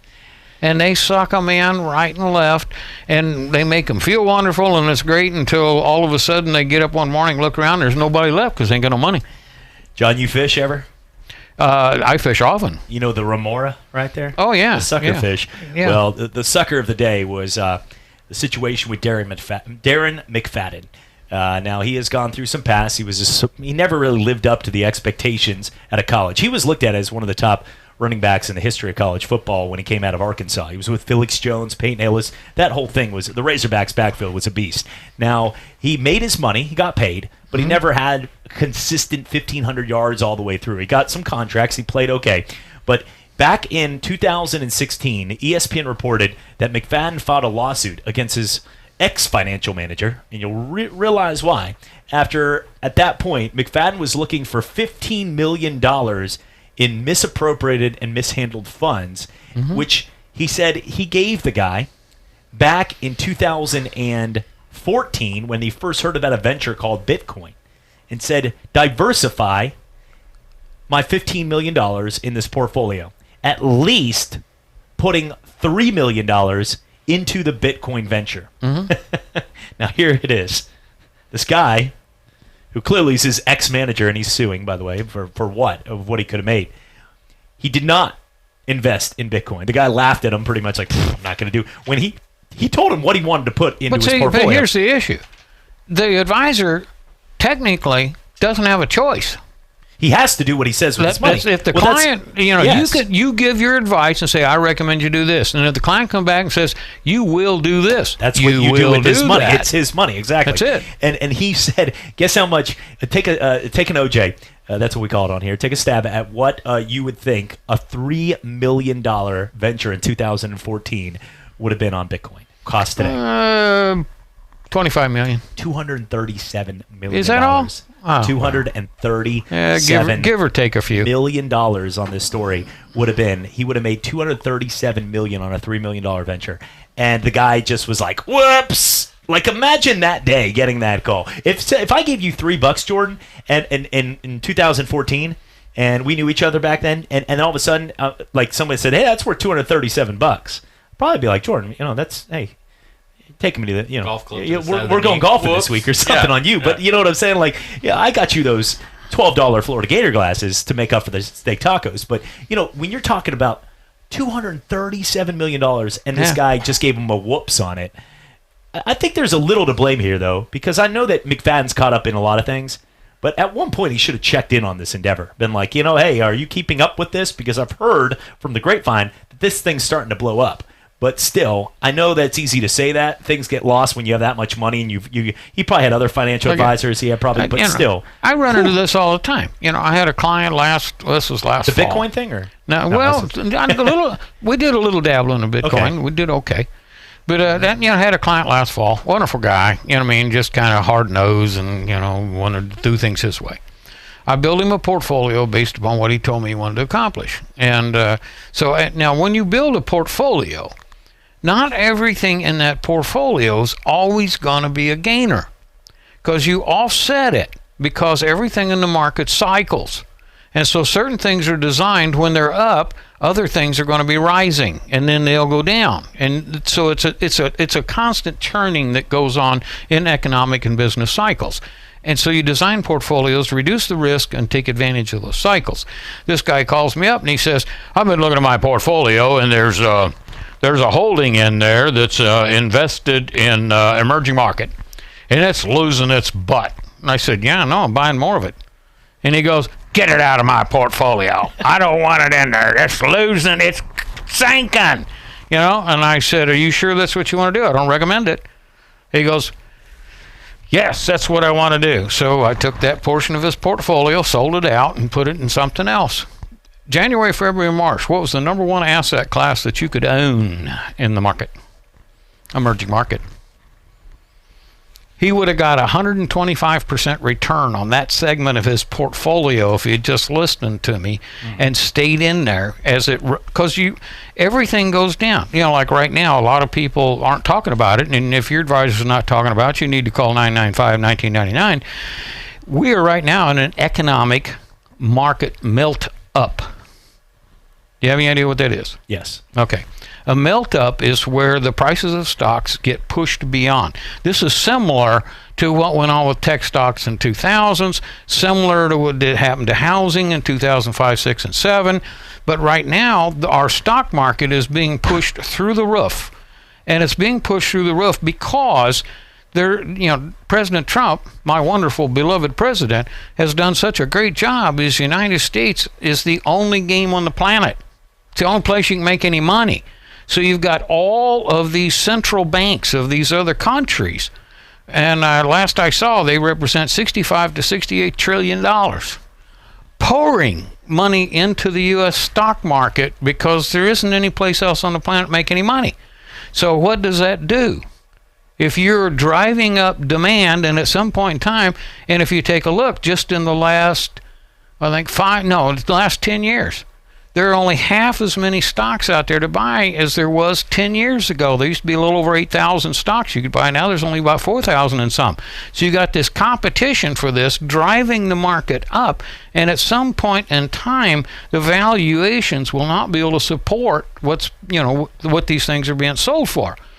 So I'm giving you a warning out there, folks. If you see the Dow getting around 40,000, time to get out of the market. Because it's soon be on its way down. It might go a little higher than 40,000, but it'll be at 40,000 before we get to the fall of 2020. Then I guarantee you that the trigger to start the sell-off at the end of this will be the October surprise developed by the Democrats, whatever they decide to do to trash the economy to try to win the presidential election in 2020. They will trigger it just like they did in 87, 2000, and 2008. Anytime you have a Democratic House of Representatives and a Republican president, stand by. So I'll be ready with a Sharpie and a pen in October. That's what I'm saying right there. No, you need to be out. I would be out of the market by early September. Okay. I'd be out and clear. When we come back, we're going to talk a little more about this. We'll get into some of the NCAA football teams that, yes, are making more cash, and some NFL teams. You're not going to want to miss it right here on the Sports Drive. You're in for a hilarious evening. My New Year's resolution this year was to lose some weight and try to get in better shape.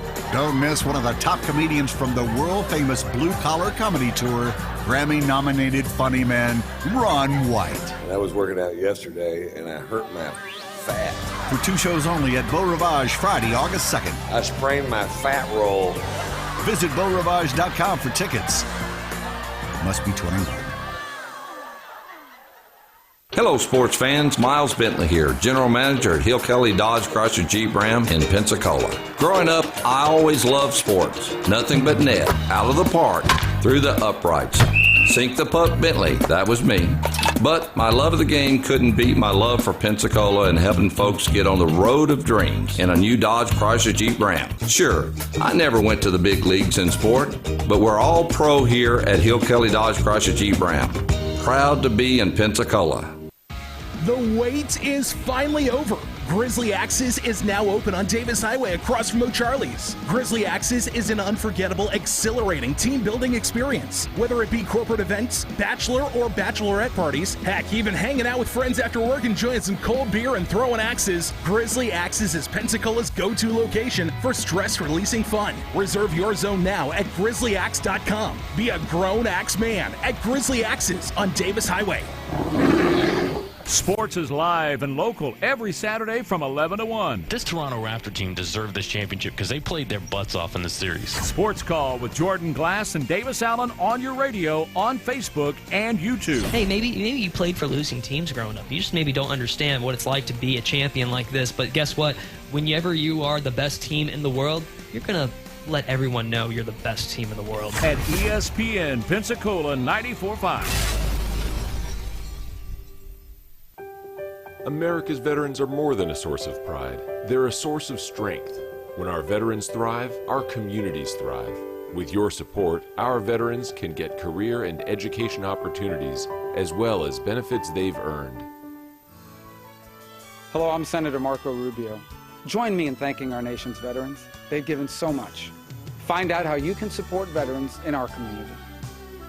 This message brought to you by the National Association of Broadcasters and this station. Around the clock, Redwire is working for you. As security experts, they're committed to 24/7 customer service and professional installation to secure your business and home. Redwire operates a nationally recognized monitoring center here in the Florida Panhandle, where their trained specialists use innovative technology to ensure fast response times whenever you need them. If you are looking for affordable security, look no further than your own backyard. Redwire, real expert security.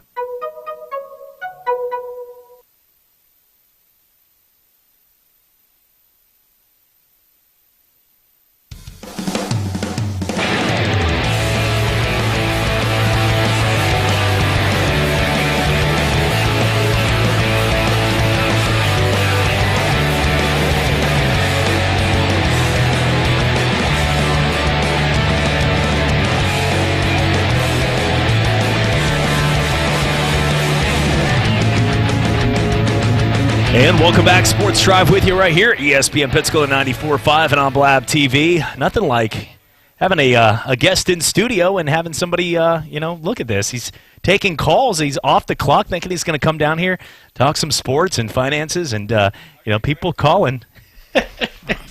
taking. He cut me off again. Can you believe that? Yeah. Well, you were in the middle of a collect. That wouldn't have been fun radio. I'm giving Jordan the props on this one. Listen, you were in the middle of doing it. It was a fine gentleman that called, but he was breaking up so bad I couldn't hardly understand what he was saying. It was Adrian Peterson. He needed help. I tell you what, call us back and we'll see if we can actually get you live on the air. Heck yeah. Let's get this. If you have John just gave out a secret on these family funds. I'm happy to answer questions. I went home last week. I hope so. In my man diary, which is literally just me writing on a piece of paper that's scribbled. Look at this. I do notes, by the way, for the people on TV, with my daughter's artwork. This is my college football format on the back of this. So I'm this glad is to see that. That's very good. Good stuff right here, folks. That's very good. I wrote down about that family fun thing, and now the whole world has to know about it. I'm sorry. I thought you were only going to see Brilliante family funds popping up in Pensacola. Now we're going to have Glass family funds. I mean, this is not. Come on. You can't be giving everybody this great advice. No, I'm just. I do this stuff all the time. I have to share a quick story. I had a client up in Missouri. In fact, still a client. This guy is a retired science teacher, and his wife, I believe, also taught schools. Never made a lot of money at any particular time. But what he did early in his career, he went out and bought this little 80-acre farm, a couple of counties out of St. Louis. So the land was pretty cheap. And then every time a contiguous piece of land came up, he would buy it and buy it and buy it till he owned about 900 acres. Okay. Then he had an 80-acre lake built in the middle of it. He and his wife had 11 children. He had and I worked with him and the attorneys, and we put this land, the lake, in a trust. We built 12 cabins around the lake. Every year in June the 15th to June the 21st was family reunion. In the trust was that if you didn't show up for the family reunion and you were not in the hospital, you were therefore excluded from all future family proceeds in the trust. He guaranteed that they had a full family reunion every year. He's still doing it. I mean, that was just his dream. He says, I'm going to create an environment where my family should want to come, but if they don't want to come, I'm going to make them come. And he did. And, and they all, so far as I know, they seem to be pretty happy. John, I want to get into to more on this. And for the folks out there watching and expecting at 6:35, Pensacola Blue Wahoos baseball coming off that win, ending the 6-game road streak right there of losing streak. It looks like right now they're dealing with some delays with some weather. So we're going to stay tuned, or we're going to stay with you here for a little while and have some fun. I want to get in these topics and realize that 2 minutes is not going to do this justice. So we're going to be staying around for the folks as well on Blab TV. I was just about to text John to make sure we're still around till 7 here. But looking at what's happening here, this was very fascinating to see this. The NFL has the most viewers when it comes to people. Yeah, according to this article, 141 million viewers last season. Yes, and this is on Onion.com. Is that no? Okay, I have the wrong site here. That's online business of the year. No, 141 million for the NFL. In second place, though, this is pretty fascinating. The second most watched, I guess you could say, sport. It is in a way. I mean, but take it for what it is. But what is the second most viewed? Esports. Esports. 84 million viewers. Major League Baseball had 79 million.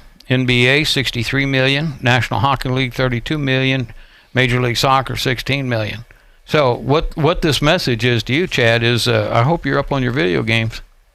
Well, no, it's what it's saying is there's a correlation between people with video games and watching a lot of TV. But here's the interesting thing. They like visual. Yeah, but here's the thing that bothers me about this. All these other sports have something to do with physical. Right, yeah. Esports, the only thing physical is your thumbs. I was going to say. Yeah. I mean, all you got to do is have a brain, one eye, and two thumbs. But here's the deal with that, though. Maybe not a brain. As much as what you're saying is true, John, because we had a family of my cousin. He went on to play soccer in North Carolina.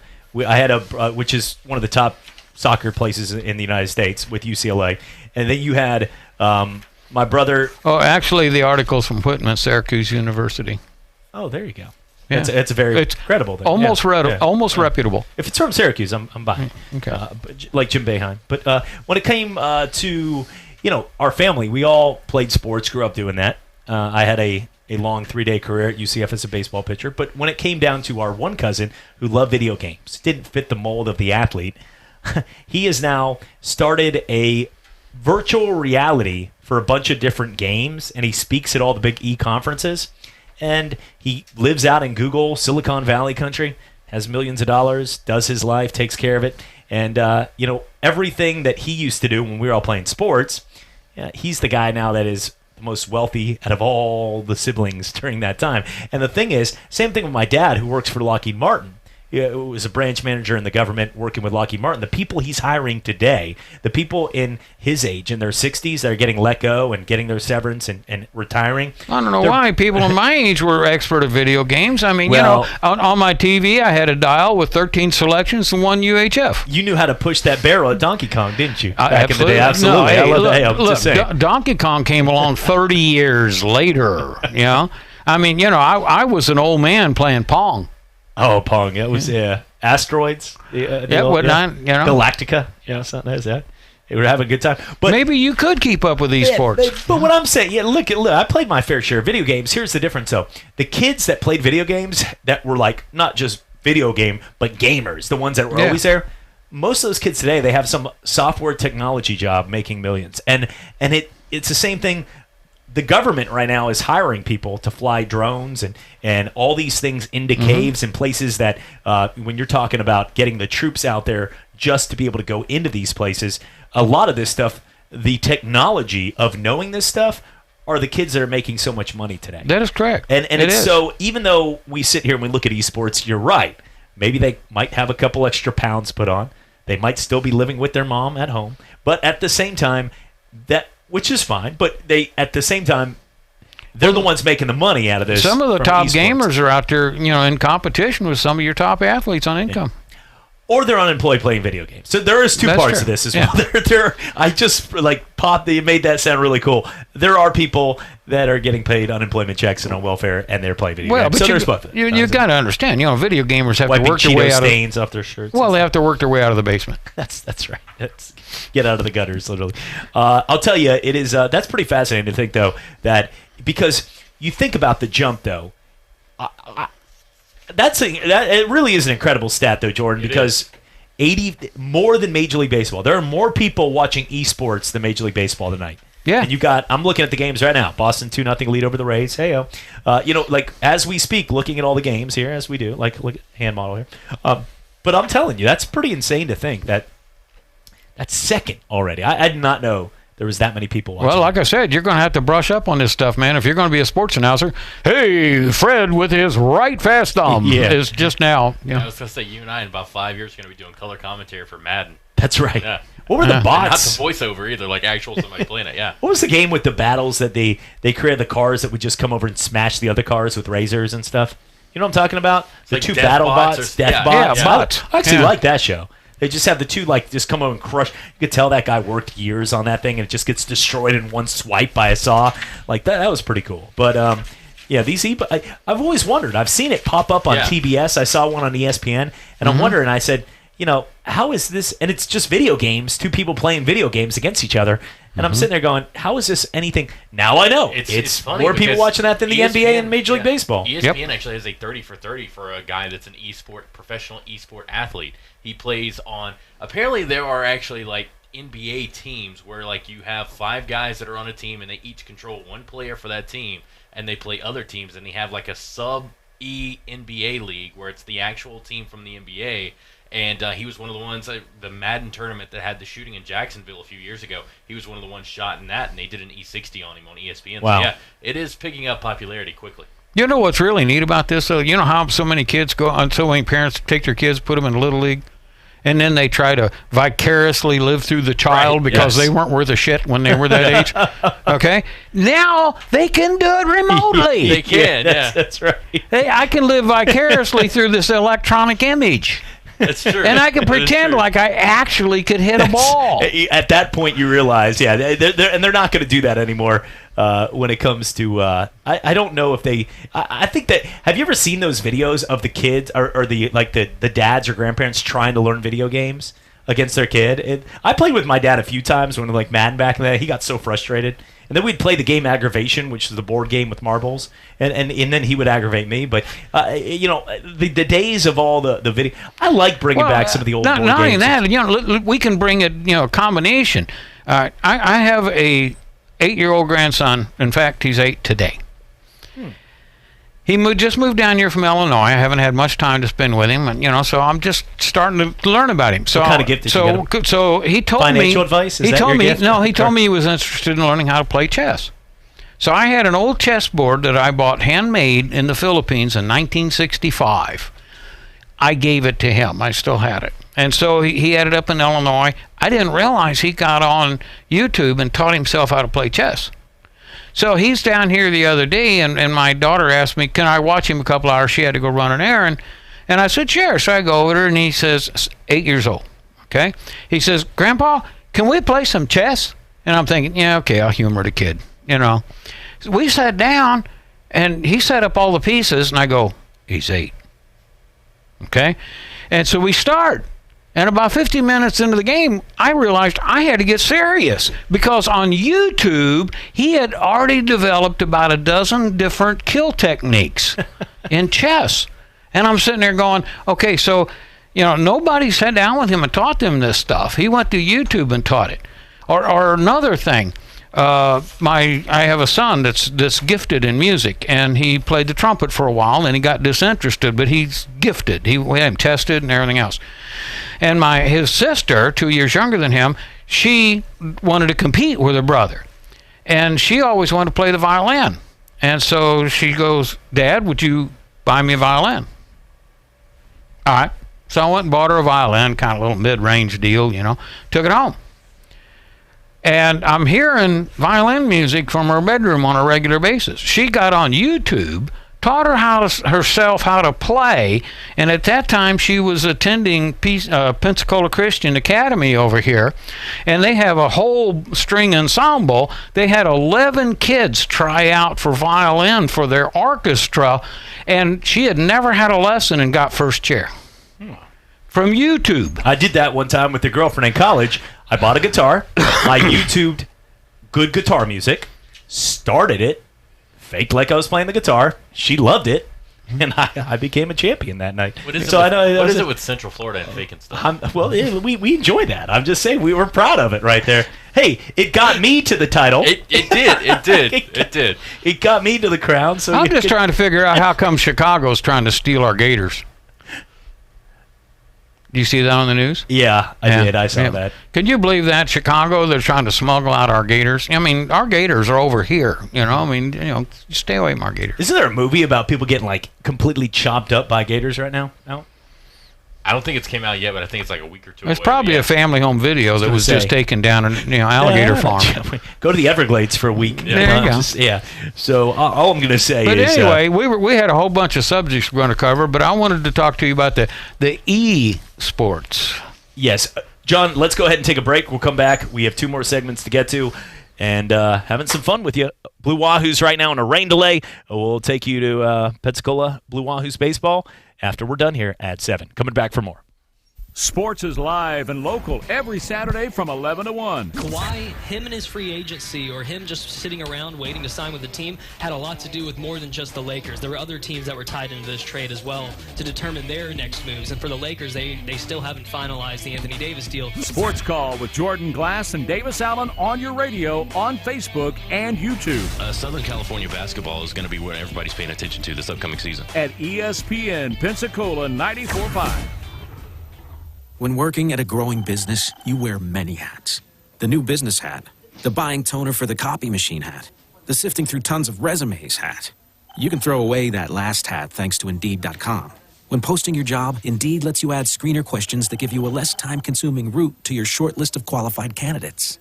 So go ahead, dust off that extra long lunch hat. Hiring's better when you've got your short list.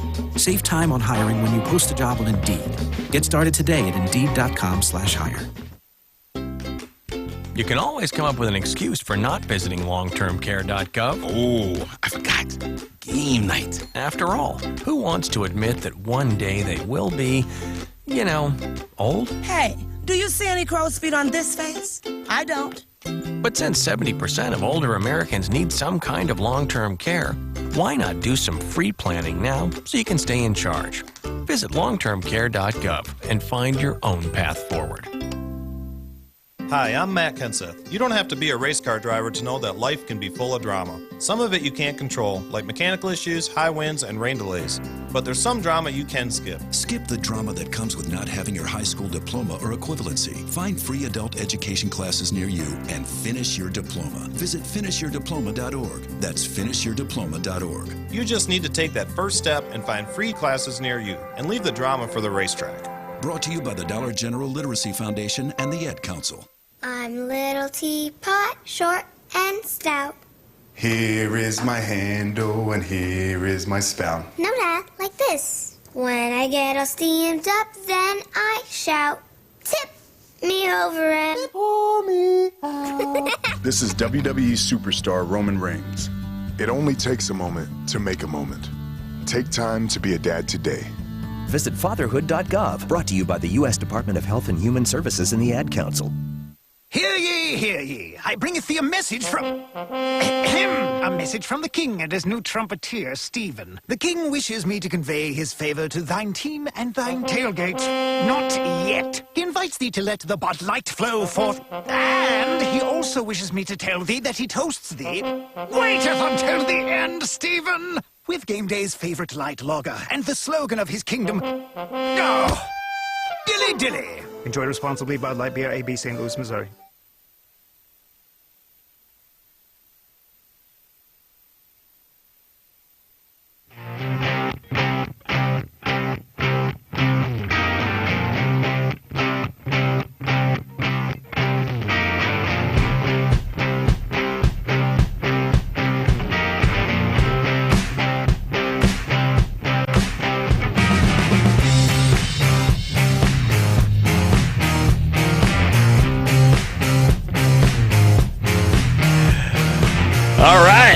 How about them dogs right there? Georgia Bulldogs. Yeah, average ticket prices, John. You'll find this. Everybody talks about why they didn't want to travel to games and things like that. The average ticket price for one team in college football right now, and no, it's not Alabama, is going for $137 more than any other team. And that's a lot when you think about averages.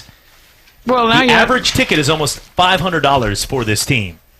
And I sort of gave a clue by saying, how about them dogs? There you go. You did. And, I was bringing up this kind of stuff. Look at that right there. And everybody can see that. See that? Yep. See that chart? That's a chart, folks, of colors now, right there. what this chart tells you is a chart. It compares the money made by NCAA teams compared to the NFL. Up here is the University of Texas at Austin. That's this long green line. Mm-hmm.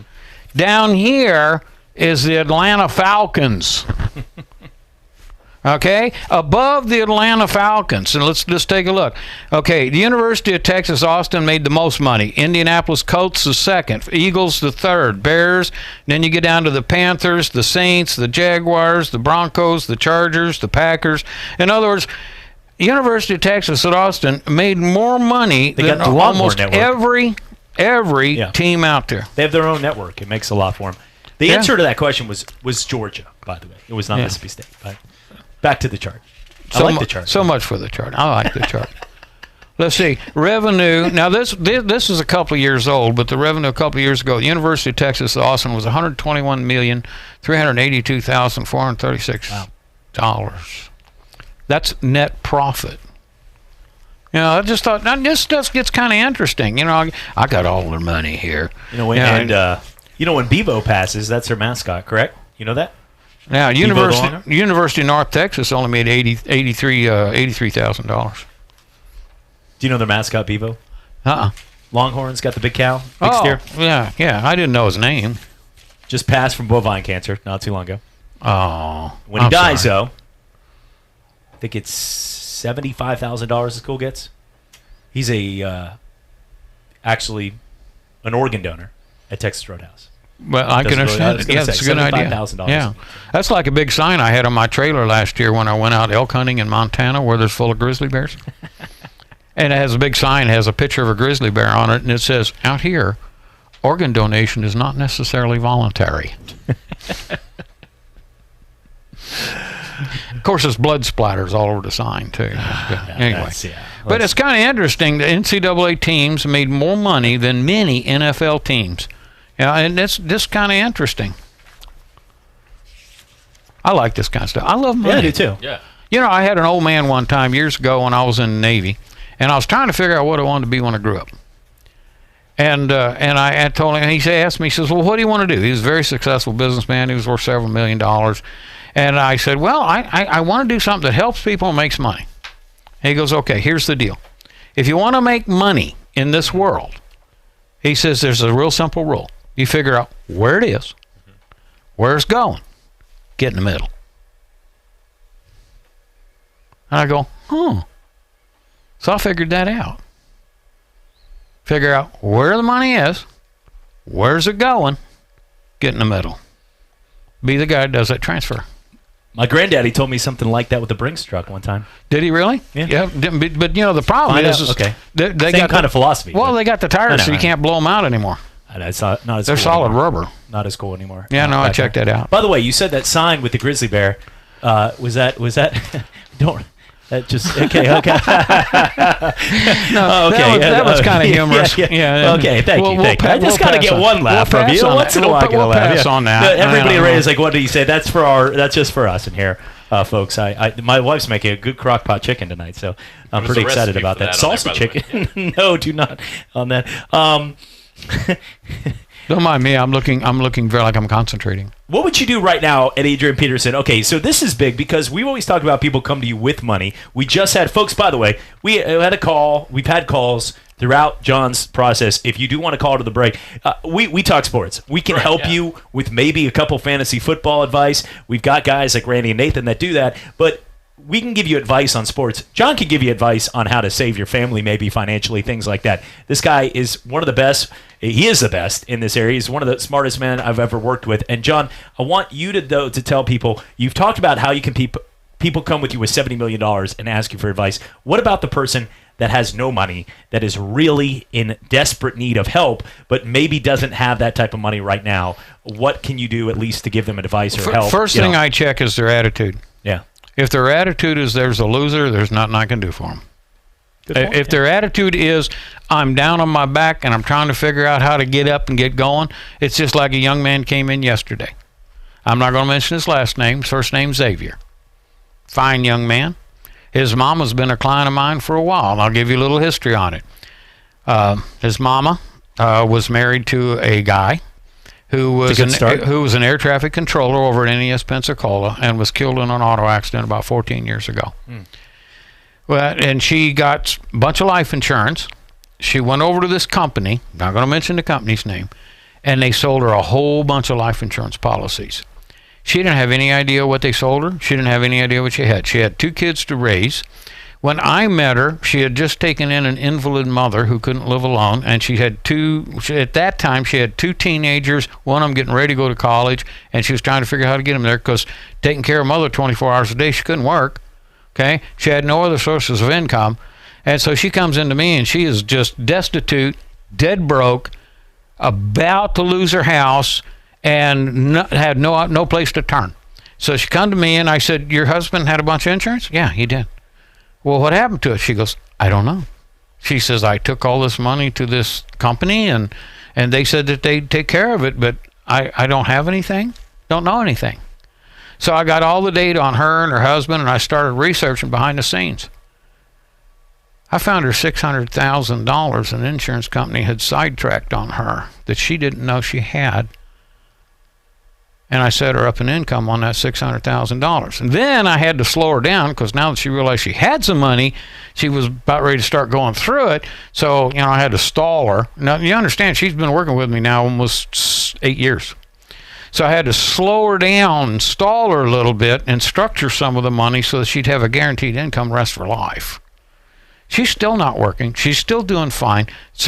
First child's already through college. Second one is halfway through college. And that second one came in to see me and says, "You taught my mother some things, and I want to let you know I've saved $5,000, and I'd like to put that away someplace." So I opened him up a Roth IRA, which is great for him because he's only like 20. Because on a Roth IRA, he could put in the $5,000, and if he ever needed it, he could take it back without any penalty. Okay? Now, to take the gain on that contract, you either got to be 59.5, and that's got to be 5 years. But as far as the principal you put in, you can take that back out at any time for any reason. You don't have to justify it. You already paid the taxes on the money. So it's like having a tax-free slush fund. And so you could take on a Roth IRA, you could take, you have to wait till you're 59, you said? Only to get the gain tax-free. So, to get the gain tax-free. Yeah. But if I put $5,000 in, you can go ahead and at 34 years old, you can go ahead and pull that 5 out, and then you're just not allowed to get the gain until that certain time. That's correct. But still, it's still growing. Yes. But you could. Yes. Pretty. Yeah, and it's all grown tax-free. It's one of the few places you can do it. Like at your age, you could put away $6,000 a year. Somebody over 50 can put away up to like $7,500 a year. That's just a tool. But I got him going on that, and the reason I said, "Look, you're still in college. You may need some of this money." And he says, I don't intend to spend it. And I said, "That's fine. But, don't go someplace where they lock your money up that you have no access, because I don't know about you gentlemen, but every once in a while, life throws me a surprise." You've maybe never had any of those, but I've had a couple. Yeah. I've had a couple.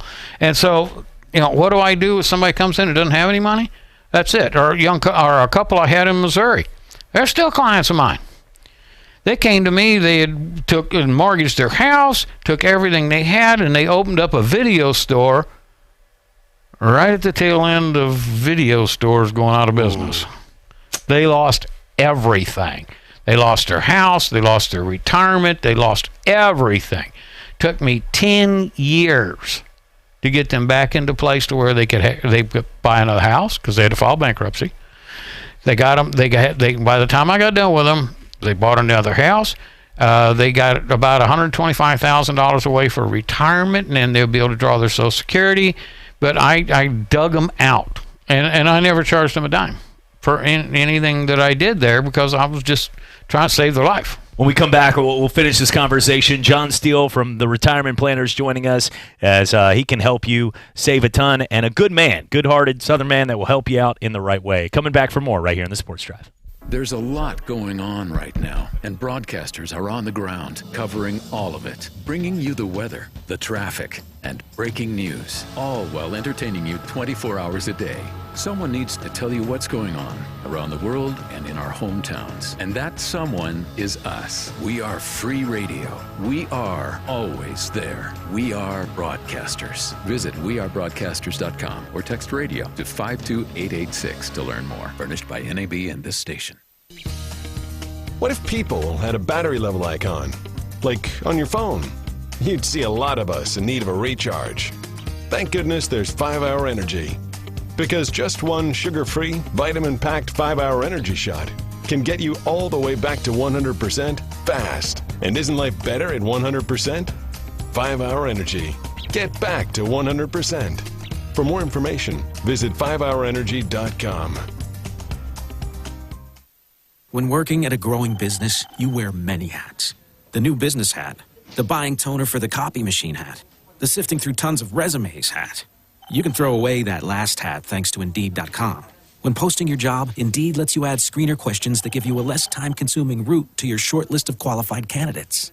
So go ahead, dust off that extra long lunch hat. Hiring's better when you've got your short list. Save time on hiring when you post a job on Indeed. Get started today at Indeed.com/hire. ESPN Radio is taking over ESPN News. You can now watch your favorite radio shows all in one place. From Golic and Wingo. Oh, yeah. To the Dan Le Batard Show with Stugotz. All right, I'm available every day, thanks. To the Stephen A. Smith Show. I just don't understand this guy. To the Will Kane Show. It's my job to tell the truth. From morning to night, the best of ESPN Radio is now available on ESPN News.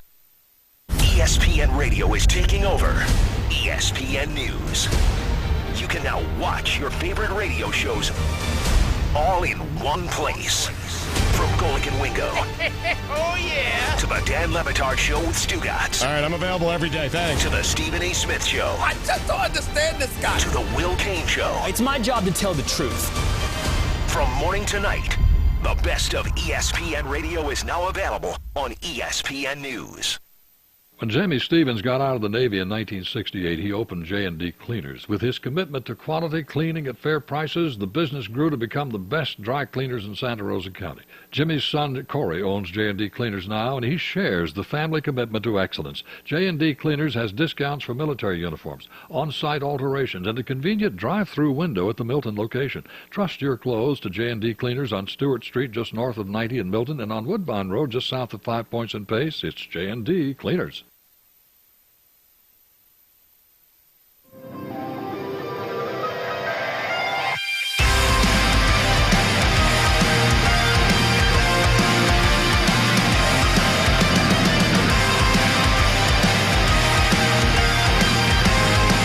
And welcome back, Sports Drive with you right here at ESPN Pensacola 945. Sometimes your computer takes over. I was just watching randomly. I'm like, why? You know, sometimes you just stare at things and you don't even realize.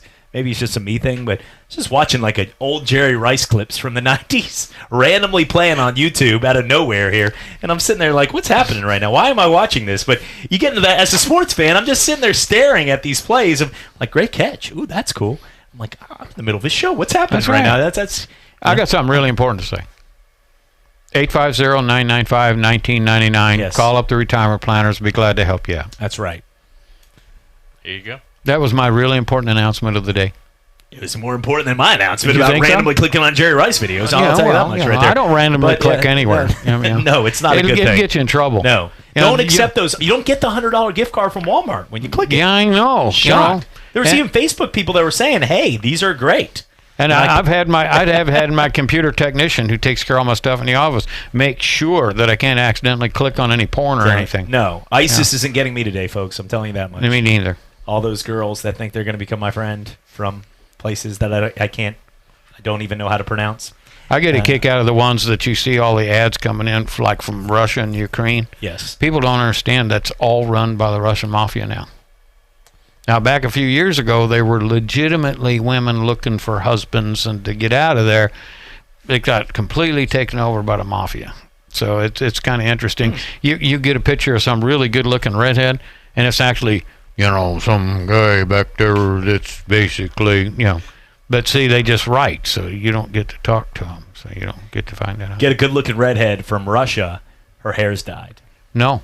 Oh, really? No. You go to Russia, you're going to find natural blondes, redheads. Huh. All of the European, different appearances are throughout Central and Western Russia. Duh. Eastern Russia, no. But Central, you get around Yekaterinburg. I went on a tour in Yekaterinburg, and I hired this college student to be my tour guide because she spoke fluent English. Redhead, freckled, looked like she was full-blooded Irish. Okay? Wasn't. She was right there in Yekaterinburg. But, she was my translator on this tour. I wanted to go down and see like Tsar Nicholas when they assassinated him during the Bolshevik Revolution, shot all his family. Yeah. I've been down in the cellar and I've actually touched the pockmarks in the wall where the bullets hit. Wow. Anyway. I was in a Russian cellar too. The stoli was delicious. No, there was no stoli down there. I wish. Yeah. Made for a good day right there. I went to the wrong St. Petersburg one time on a plane. Did you? Supposed to go home to see the Rays. What happened here? Well, I was wondering why I fell asleep for 2 days. Now you just led into our young fighter. He's from St. Petersburg, Russian kid that just died Friday. Well, that's sad. Yep. John, we had good laughs, but that is sad. That is. It is. I mean, he's married, got a 2-year-old kid, had 2 dreams in life: being a world champion and getting a green card. Sad day for the boxer right there. John, real quickly, got about 7 seconds. 850-995-1999, 8001 North 9th Avenue. Jordan, had a great one. Oh, no, you don't want my phone. Okay, yeah. Jordan, John, Chad, we're out. Blue Wahoos, go! This is Pensacola's hometown all-sports station.